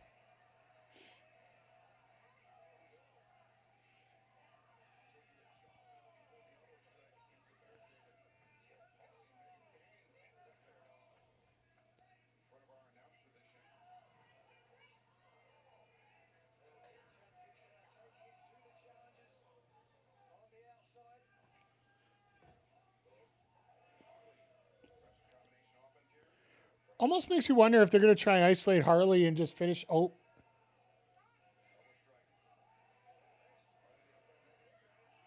Well, Megan doesn't do a lot of dives on AEW, and she just pulled one off there. I'll take that.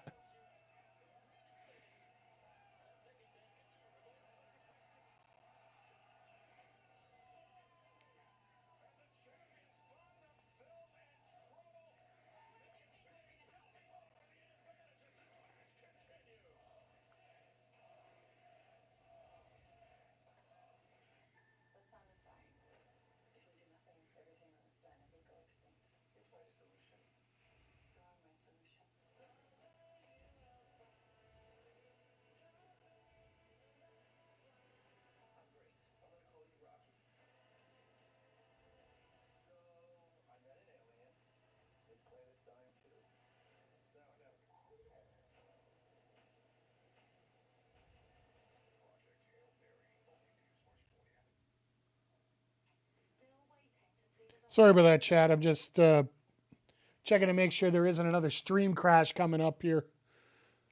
Ugh. Sorry, those crashes took me out of it a little bit here. Like I said, tomorrow I have one goal. Friday might be a test stream here just to see if we can make sure everything runs well on OBS again. But I'm basically going to rebuild OBS back up and we'll be going on there again. Enough is enough and it's time for a change. Didn't somebody used to say that?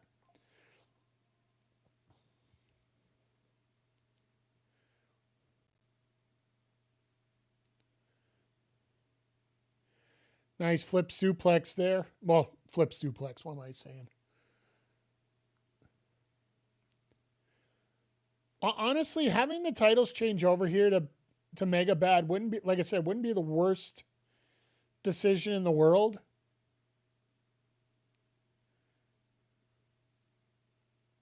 Especially if you want to get the Brawling Birds, maybe the titles. Like, you don't necessarily need to have a long reign with those titles, well, and also, when do you fit the inspiration? And when they said they got a contract here, so.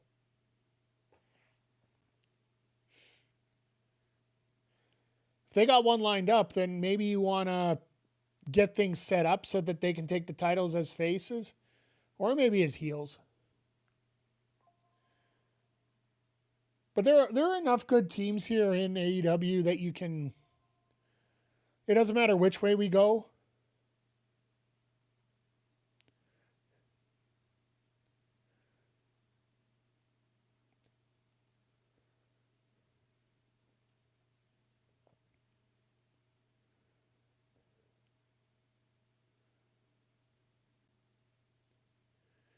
As they're coming back from the picture-in-picture break here.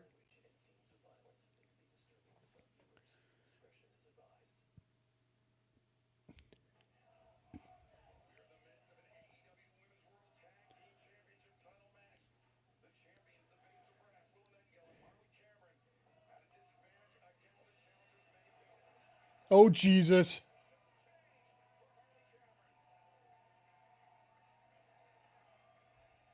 There's that flying DDT. So it looks like we've got the time for the changeover right now, but. Willow with a hot tag. Penelope nowhere to be found.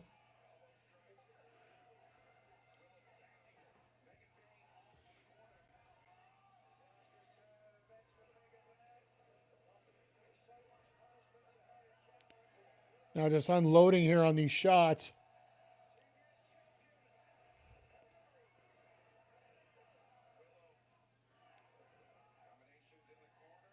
Nope, missed the boot.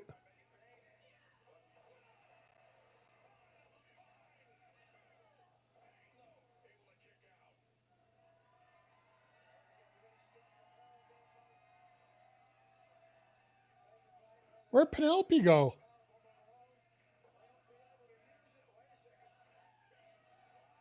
Because Lena's out here now.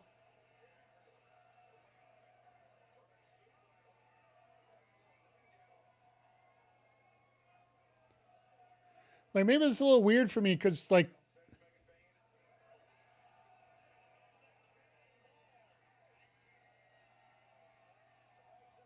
we are literally haven't seen Penelope since that dive to the outside.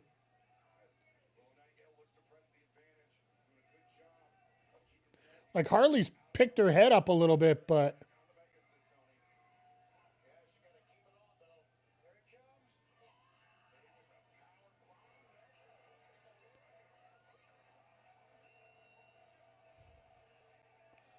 well, I guess we're not going to have a non-finish here.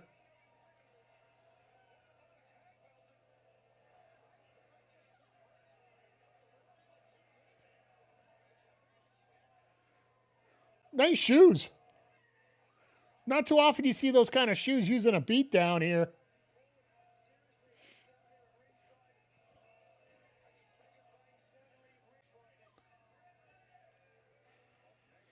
Another fucking stream crash.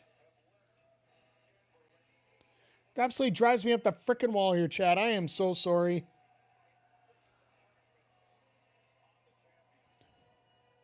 We'll have to see what happens here for the next half hour here, but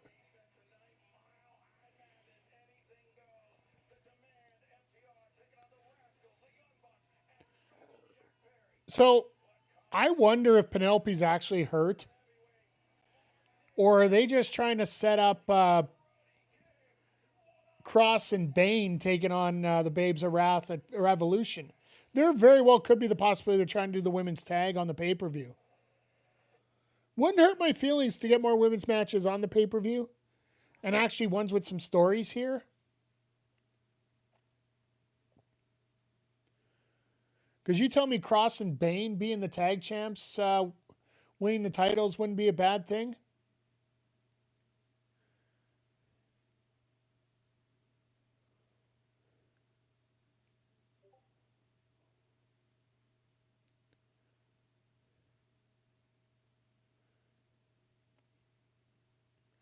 But yeah, seeing how everything develops here and how things are going to go, I got a weird feeling that we are going to get the Twin Towers against the Babes of Wrath, and that's probably where you're going to get your title change. Wouldn't surprise me if the Inspiration get flipped into LA for that. Because to me, that makes a lot of sense.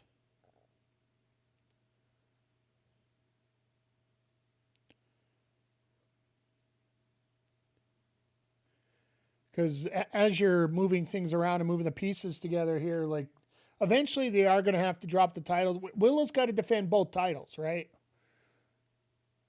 I hate it in 2K and I hate it in I hate it IRL when you have a double champion, like a person that owns two titles, because you got to try and defend them both, but the stamina gets down, you get injured way too easy, and it just doesn't work out well. So.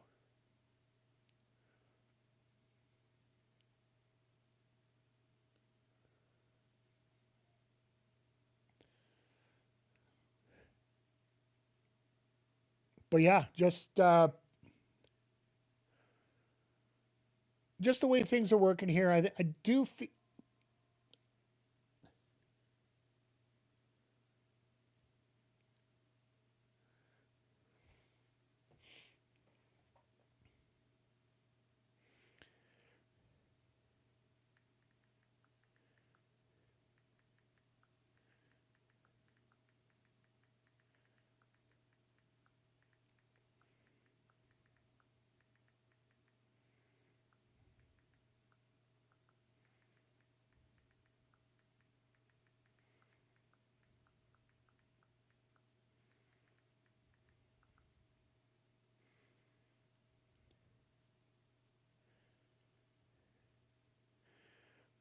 I just had to throw out Deporticus asking about what's going on with this, so I'm like, yep.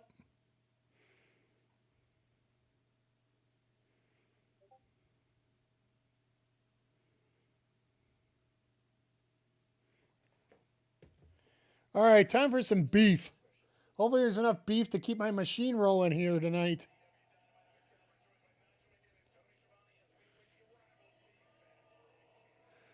So yeah, last week we didn't get Nigel. This week we're not getting Danielson. So maybe they're going to alternate them on double weeks like this.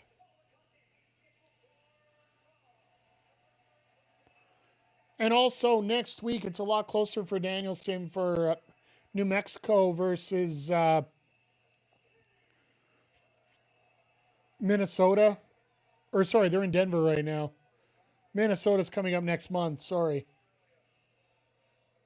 Minnesota's their last stop before they pop into Canada. So that sort of makes sense with the trucks. So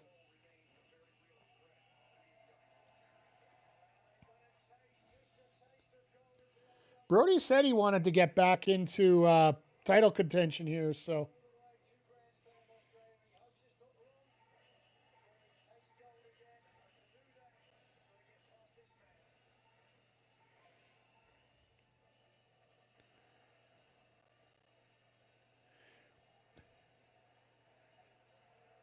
Dunk's always.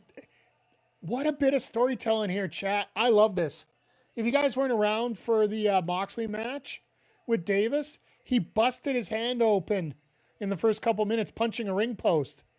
So that same injury he has taped up. Oh, here we go. And now they're showing it. So kudos to AEW for emphasizing what happened.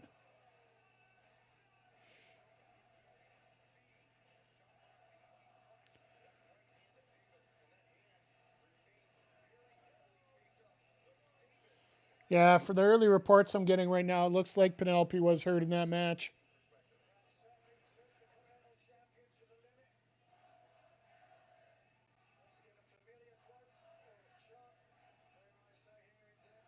So the one good thing about having, if like, don't get me wrong, I absolutely love the chant. Oh, there it is. I was gonna say the best part about having that chant up is the fact that you get F Don Callis instead for a chant.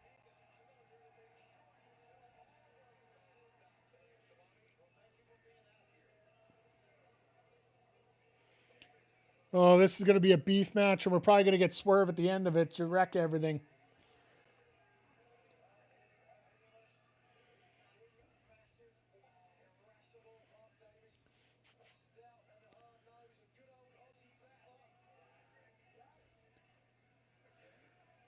These two guys are not gonna give an inch.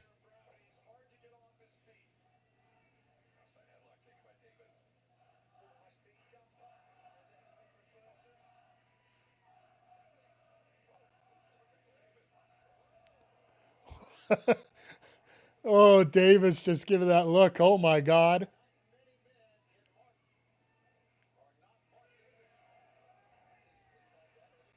And he's playing up the fact that his hand got hurt. I like it.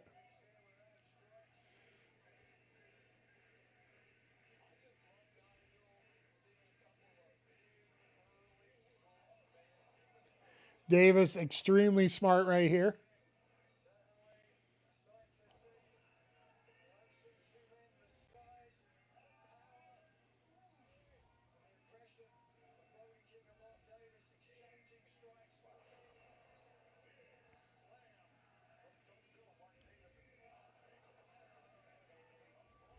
One cent. Oh my God.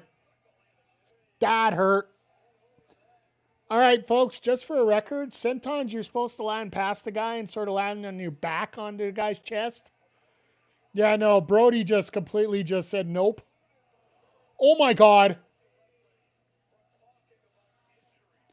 Davis just pulled the Nia Jax out there. Jesus.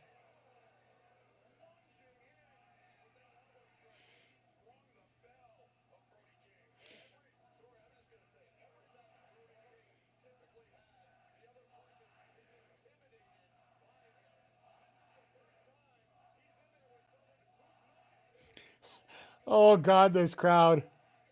Well, at least we're getting political here, too. Fuck Don Callis. Fuck Ice, too. For the record, I'm not the biggest fan of having politics involved in my wrestling. But as we've seen earlier this week, there's always going to be somebody that keeps it involved. And the more that you keep it involved, the more that it's going to be a fixture.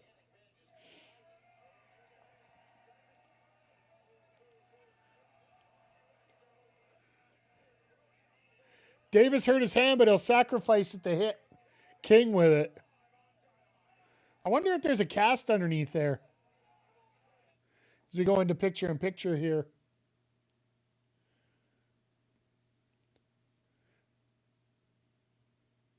I'm assuming there's a bit of a cast on there just so you could use that as a weapon.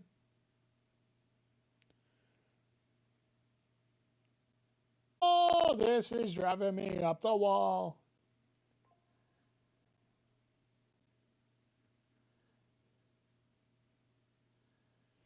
Sorry, chat. This is just absolutely asinine. So active that... Well, it's a Denver crowd. It's mile high, right? And they got 4 hours of wrestling. It's going to be interesting to see how this crowd reacts to Collision, because they're running Collision right after this, right? The only difference I'm going to say about this compared to what you would expect on some other aspects is the fact that Collision, like for those that don't know, we actually have, right now, if you're watching in real time here, it is 6:36 local time for what's going on in the ring right now. In Denver, Colorado, it's a late start, or it's in terms of geographical time designations, they get a very early start. So they're going to be able to run Collision basically at normal time. Like an early time, you get out at a decent time. Same thing's going to happen in Winnipeg. Same thing in Edmonton. Because in Edmonton, it's going to be from 6 to 8, 8 to 10. So 10 o'clock around here is a very decent time to get out of it. So I do appreciate the crowd tonight. I do appreciate everything. That I like a loud crowd. I don't mind as long as they're not trying to hijack a show. It's getting to the point now where these ice chants are just expected more than the shock value of them. And I think the more that they're normalized, the message doesn't go away. Let's keep that straight. But at the same time,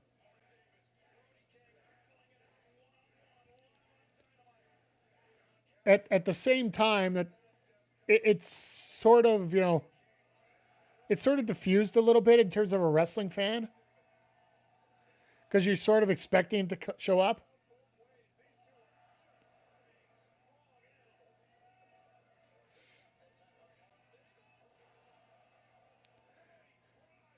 Seems like Davis just keeps getting switched out on everything there.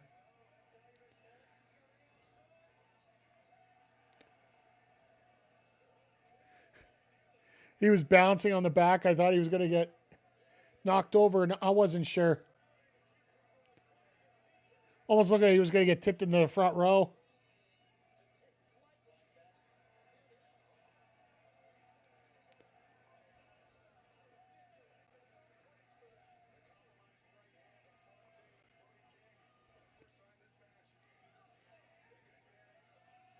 Good thing the cameraman got out of the way there, or the grip or whatever.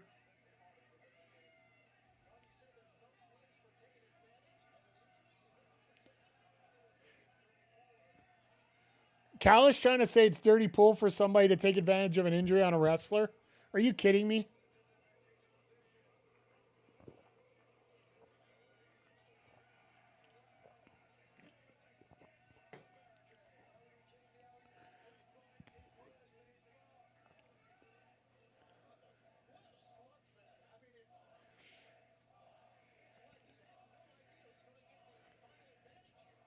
Like, you got to wonder what kind of knockout blows. By the way, if you guys haven't seen it, I know we said we're going to talk about 2K later. But one of the things that I'm really looking forward to in the 2K games, and there's an option that we can do in these matches that we AI, there is actually a wrap-up match function on the AI now, where if you select it, it will allow you to... it'll drain everybody's energy real quick. It'll load up people with finishers. So you won't know how it's going to finish, but you know that it's going to finish quick.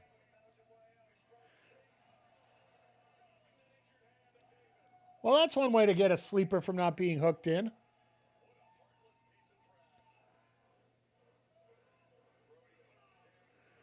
Callis calling somebody a heartless piece of trash is really saying something.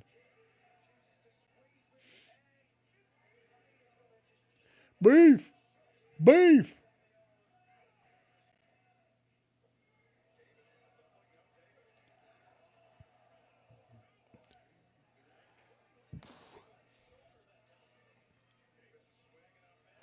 Nice Saito suplex there. A little bit of a difference. There's that King Kong lariat. This is when I think Swerve comes out. Like, it makes sense. Have Swerve come out at this moment.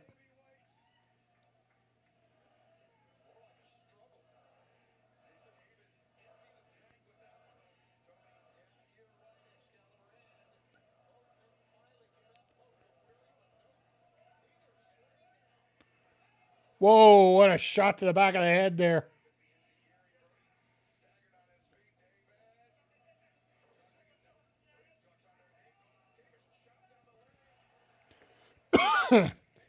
Always interesting when he chopped out a clothesline, right? King Kong lariat gets the victory. I love it. I love it when a good clothesline can finish a match off.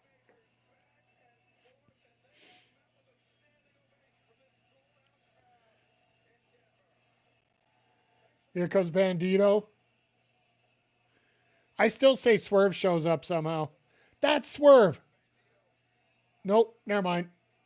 My bad. Sorry. As soon as I saw the ears, I'm like, yeah, no, that's not Swerve.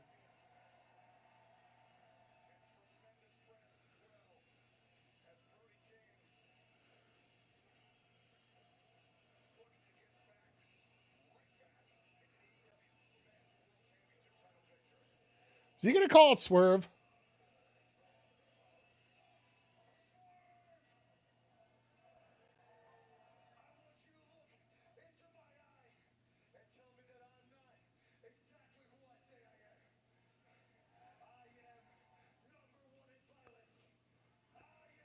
Oh, God. This is going to be nasty. This is going to be nasty between these two. Yep. Called it an hour ago.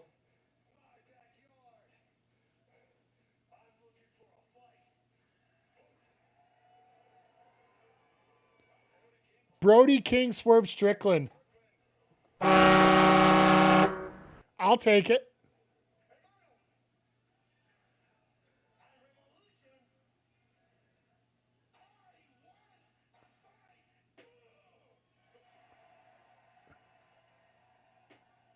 But who are you going to take?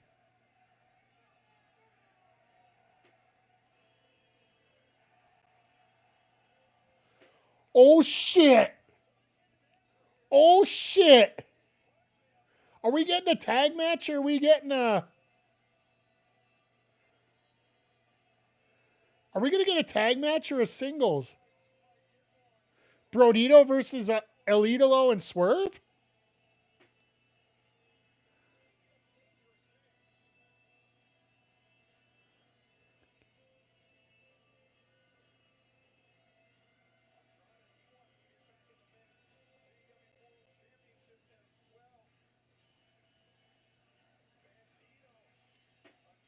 I wonder if we get a tag or we get a singles. That's the only question.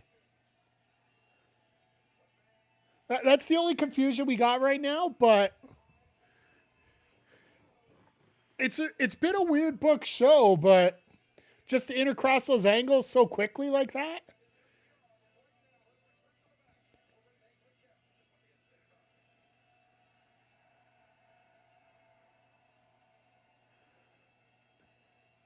Hey, it's Fletch.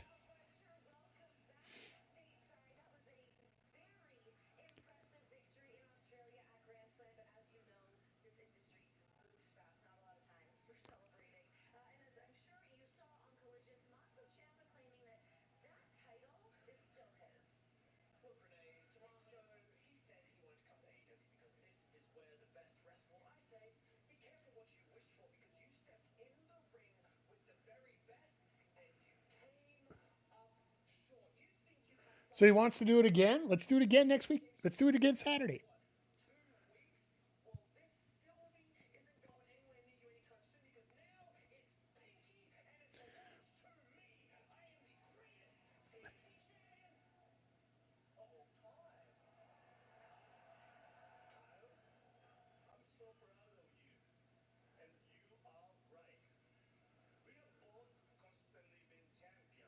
Oh, God.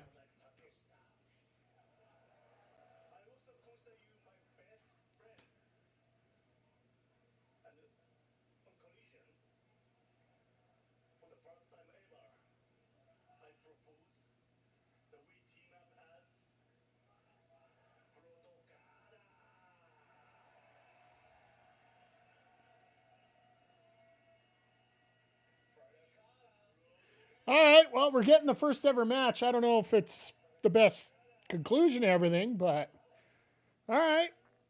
It depends on who they're going to be facing, but all right, folks, if the stream don't crash yet again, we're going to give you guys a bit of a roundup of what's going to be coming on next week and also tonight. Like I said, if the stream don't crash. Tonight, after we're done here on Dynamite, join us for a little Backbreaker Pro Wrestling. We got a hell of a card set up here. We're going to have the Retro Balls, McG, and Chris Zodiac taking on Nick Ontario, Attention Spandex, with Mellow Beast in their corner. Then we're going to have a four-way dance with Mercedes Monet, Ophelia Payne, Megan Bain, Willow Nightingale. Willow and Ophelia are in the world title semifinals over on Arrival coming up in just about 2.5 weeks, the night before AEW Revolution. So it's going to be interesting to see how these four get along in the ring here. There might be a little stipulation involved too. We'll see how things go here.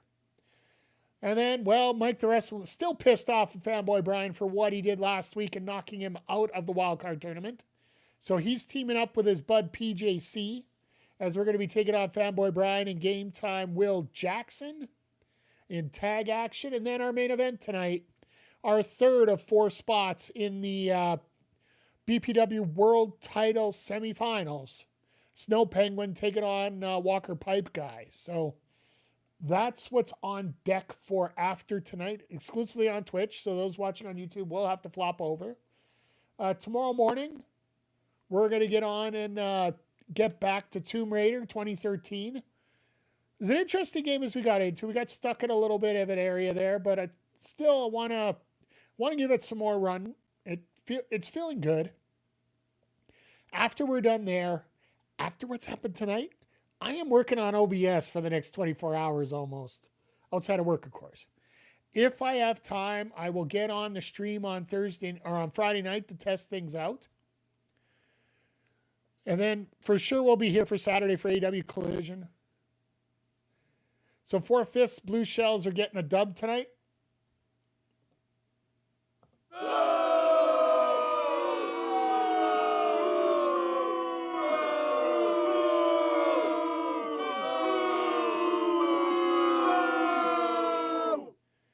Yeah, we started it last Thursday and trying to get it finished roughly before the shitstorm of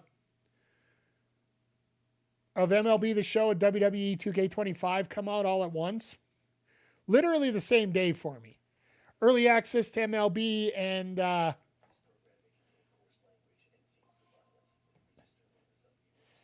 MLB The Show and WWE 2K25. I'm getting the originals, so don't remind your wallet. Yep, I get you on that one.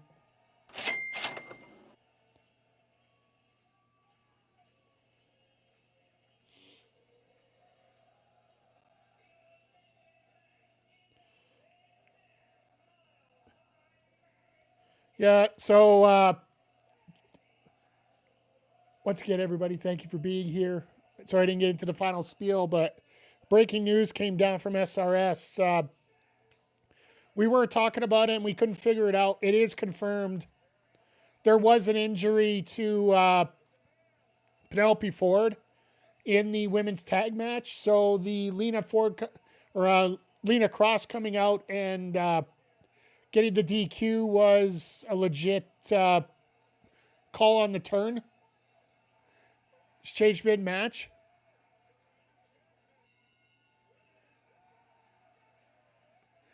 Who needs intros? We're going to run music. We're going to go crazy. We're high right now. We don't know how to control the volume.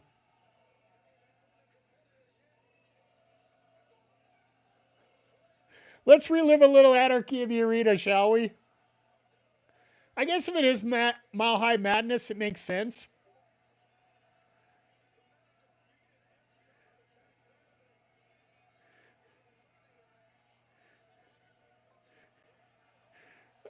Do we have to have a pinfall in the ring? Or can we have it? Oh, I guess we do have to have it in the ring because, well, Knox ain't leaving. Either that or he's too senile to remember the rules. But we want to wish Penelope Ford nothing but the best and a speedy recovery. Unfortunately, she got caught again in another one.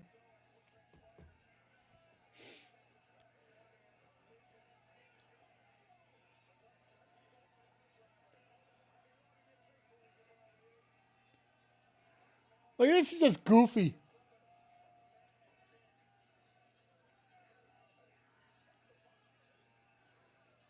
So, I don't know, like...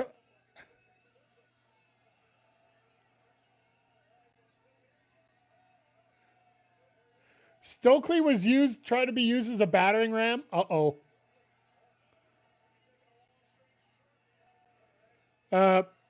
Stoke.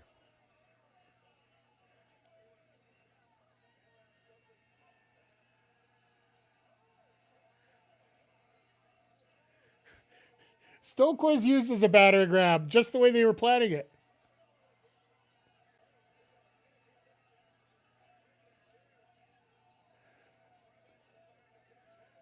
I don't know if the music is really helping a whole lot at this point because the fans aren't chanting it anymore. There's only so many times you could go, oh, oh,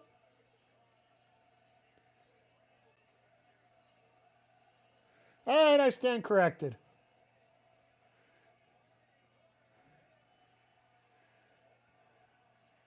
Well, I guess there's a recycle station, so it isn't that bad.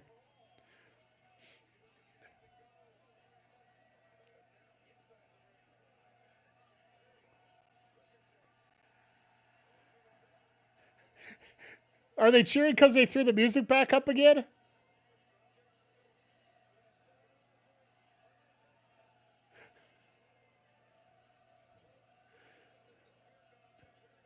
Look for the spirit gun, go call with the DDT. There's just too much stuff flying around here right now. I don't mind it. Sometimes you need to end the show with a little bit of stupidity. Well, Toa said that's enough.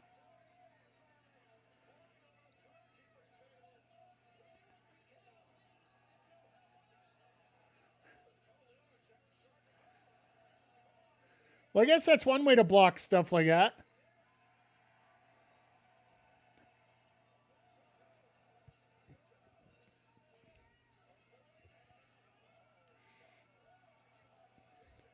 Why would you throw him into your partner?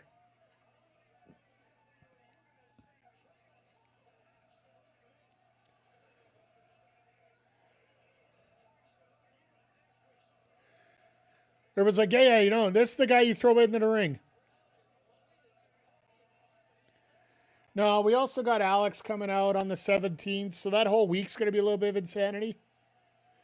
But I will, and I'll give you guys a little extra hint here, but we'll formally announce it next week. The Collision before AEW Revolution on the 14th, the night before, we are actually going to be having our BPW Rival show, hailing from BPW World Headquarters in Edmonton, Alberta. That will be our pay-per-view, and it will be our last time using 2K25 on stream at this point. So the game does get released in regular access the day before, but we're going to... I found that's just a good way of finishing it, so... Oh, God. Well, Desmond's dead.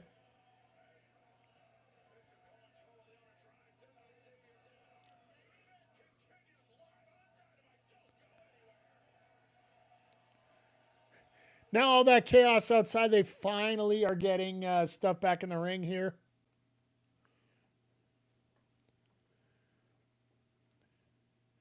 But yeah, Bucks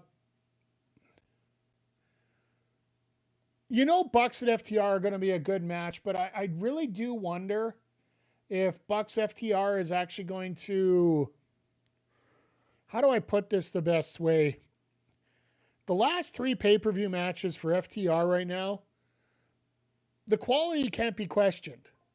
The excitement can. In terms of excitement, it was absolute dog shit. Pardon my French, but I'm sorry. That's no offense to like Juice and Austin Gunn. Hell, even Cope and Christian. Really, when you thought about it, that crowd sort of carried it through.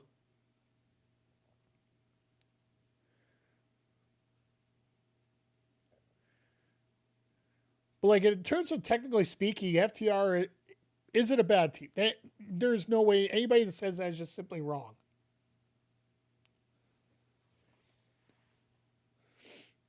But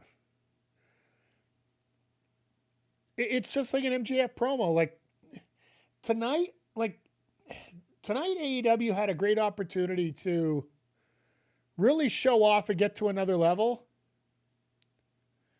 Because let's face it, many people have said this, and I'm got a very big tendency to agree. Monday Night Raw was maybe the worst one that they've had in the Triple H era. Take the Styles tribute part out of it, and that might have been the worst one they've had under Triple H's era. Tonight was just, 1993 Raw. There you go, Nats. But tonight, the length of the promo, like, that's what you get with MJF. It's either going to be a home run or it's going to be a swing and a miss. There's not much in between with those two. Or with that guy. And it just seemed to, like, we all know where it was going, so why not just get there already? Might as well brought TL Hopper and the Goon out. I don't want to comment because I really didn't watch a whole lot outside of some clips. So the fact that they are featuring some younger talent like Kiana James, Javon Evans, I'll never fault WWE for at least trying a little bit. But sometimes bookers hit a wall. Hell, I'm just trying to survive these 10 weeks of BPW at this point. Watch it all back, goes up. Yeah, I get it. Oh, shit.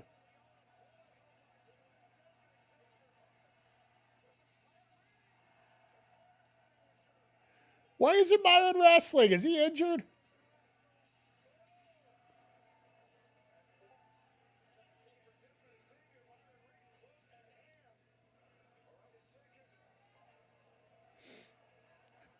Well, he ain't.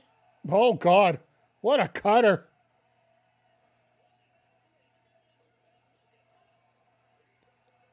All right. Myron, you're making a case for why are you not out here more? Jesus. The former MLW middleweight champion right here. Oh, God. Oh, God. Well, that's how you fix that. That's how you fix Flippy Dippy. But you're still going to get caught with more Flippy Dippy.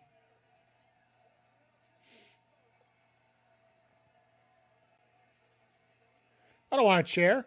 I don't want a kendo stick. What the hell? What is all this bullshit doing underneath here? What do we do with a vacuum cleaner?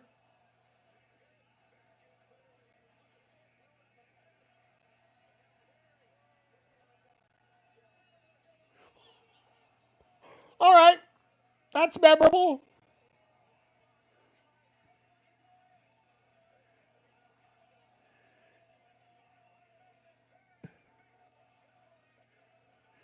The fact that we're going to see the finish in smoke is very apropos for a Mile High Madness match.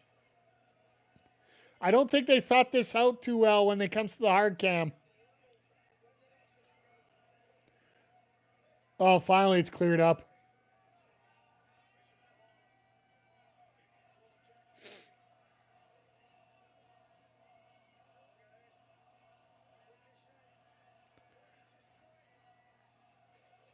Need a weed smoking? No, they're not going to do that openly on TV.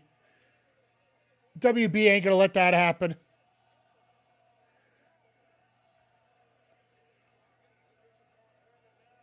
Makes me wonder how much extra time we're going to get on this tonight.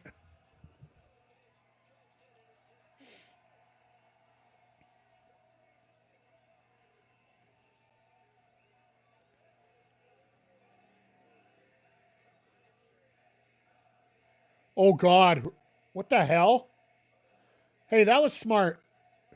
Ricochet keeps trying to move the garbage can.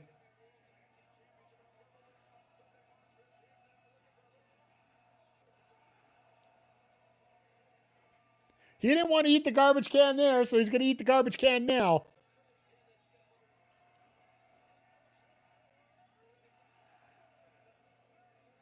I think Ricochet...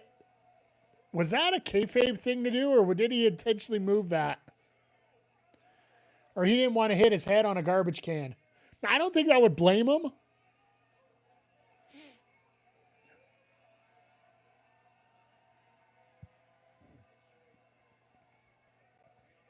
Oh, here comes FTR to break up the super kick party on Ricochet. PWG, eat your heart out.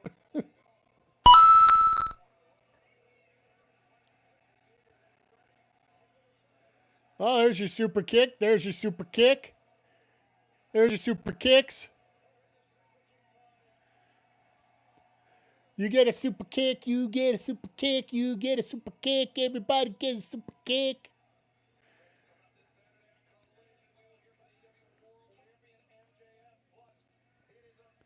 Protocol first. Oh, I'm sorry. Top Flight, you're in trouble. Tony Storm coming. Oh, we're getting the Top Flight. We're getting a Skyflight special.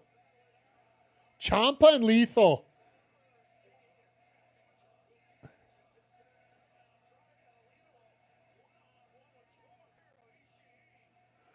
All right.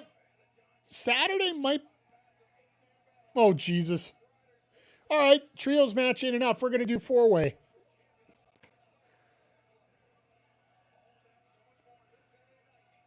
They are jam-packing Saturday.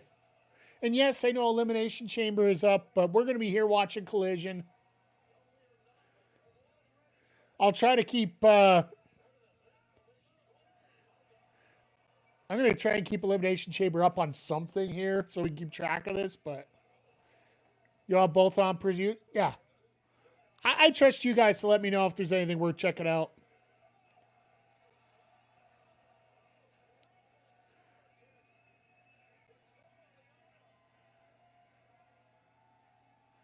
Toleone almost no-sold that. So the one thing we're going to have to check on Saturday, check the ring. What it looks like around the ring on Saturday. Because you're going to see all that dust all over the place.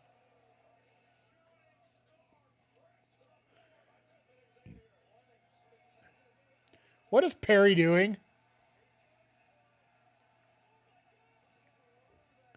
Trying to go over that short pile driver.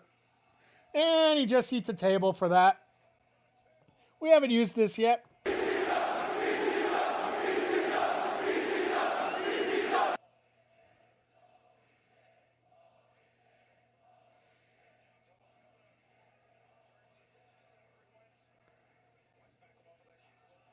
Oh, Ricochet died.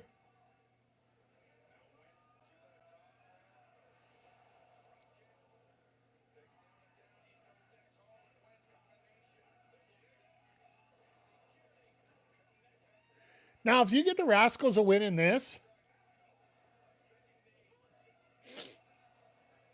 I really would not mind that at all.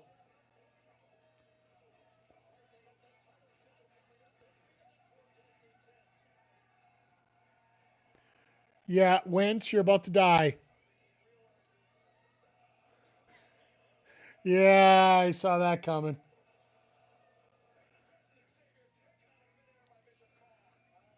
The Gates of Agony are fighting for the IWGP tag titles on Friday, so maybe this will give them a little boost going into that match. Oh, God.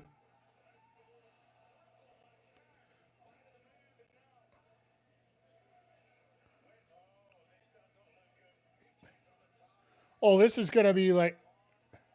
This is going to be Powerplex times 2 here.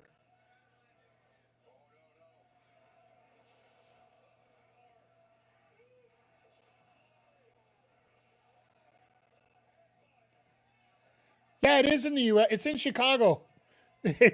People can go to the Elimination Chamber and to the Strong Show on the same weekend. So,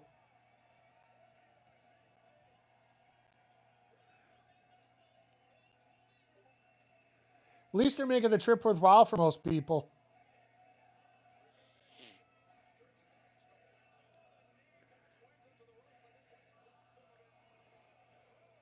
Oh, and Ricochet almost died. They almost caught on the table there. Could you imagine them slicing themselves open? I think Jersey's further up.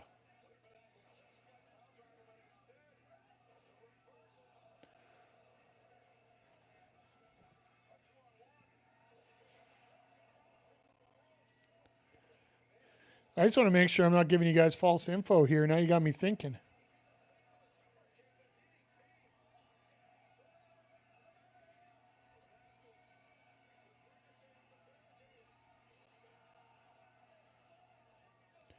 My bad. It is in Trenton this weekend. Friday, they're in Trenton, New Jersey. That's right. Thank you, Nats, for correcting me there. I thought it was Chicago this weekend, but no, that's the one they're doing further up.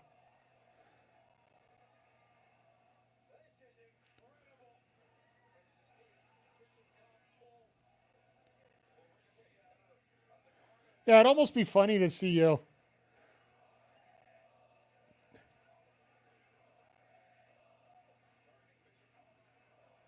Now the fans want more tables. Shut the fuck up and enjoy what you got right now. Because there's another table going right away. Yeah, Toa's going through a table.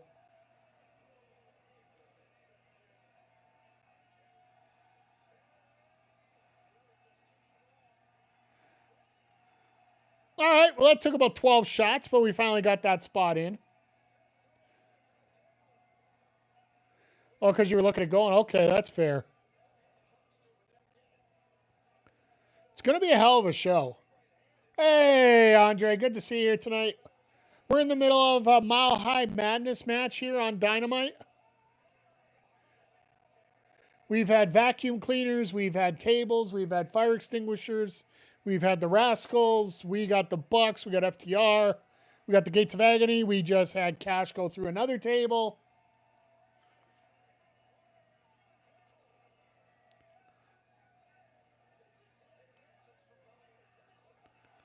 Well, there's the finish. Had a destroyer out of nowhere. All right, Ricochet, you eating a pin.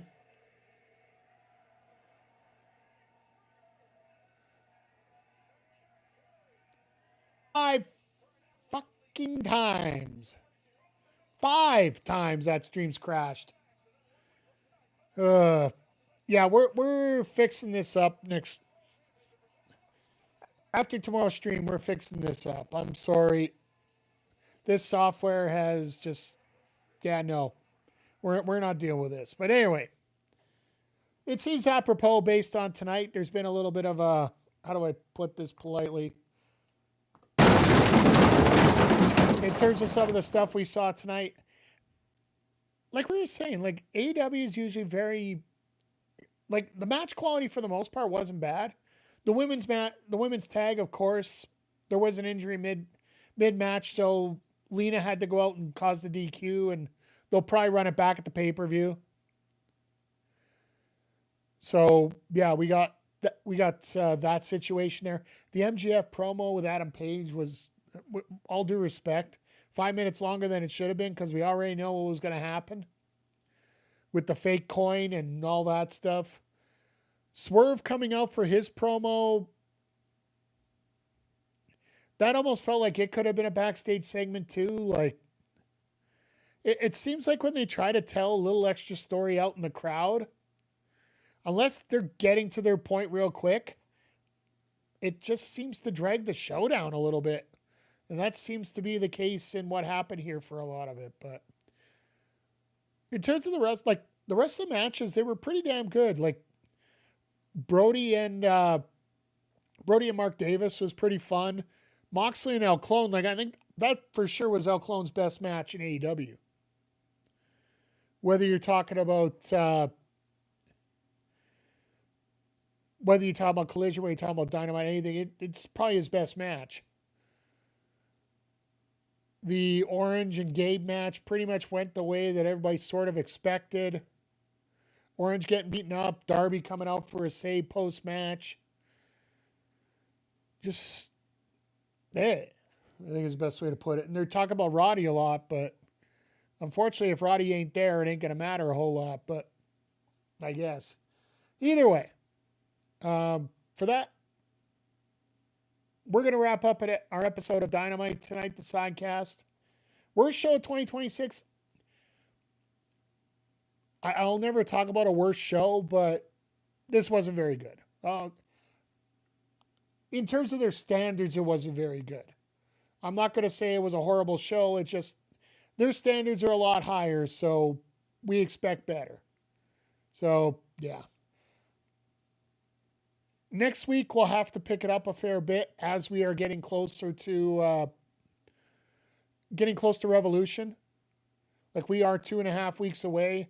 And I really don't want BPW to overshadow AEW, but who knows? It might over the next few weeks because there's some kooky stuff planned coming out. But for you guys to see that, we're going to have to get over to it. For those watching over on YouTube, twitch.tv/MikeTheRef, we are going to be starting up in about 5 minutes here with our first matchup here, a tag match with Attention Spandex and Nick Ontario taking on the team of Chris Zodiac and MCG, as we are going to be getting ready for Arrival here. We got a lot of great matches coming up, but the only way you're going to be able to watch it live is over on the Twitch, twitch.tv/MikeTheRef. But if you're heading out for the night, I want to say thank you for being here. And we will see you all here next time, especially Saturday. Seth Ross, your main guy. Oh. Attention Spandex is the one he gave me, so that's why I have it. We'll chat off air, I believe is the term we go. But for those watching on YouTube, thank you for being here, and we'll catch y'all here next time, especially Saturday, on the Backbreaker Video YouTube channel. Hopefully without crash.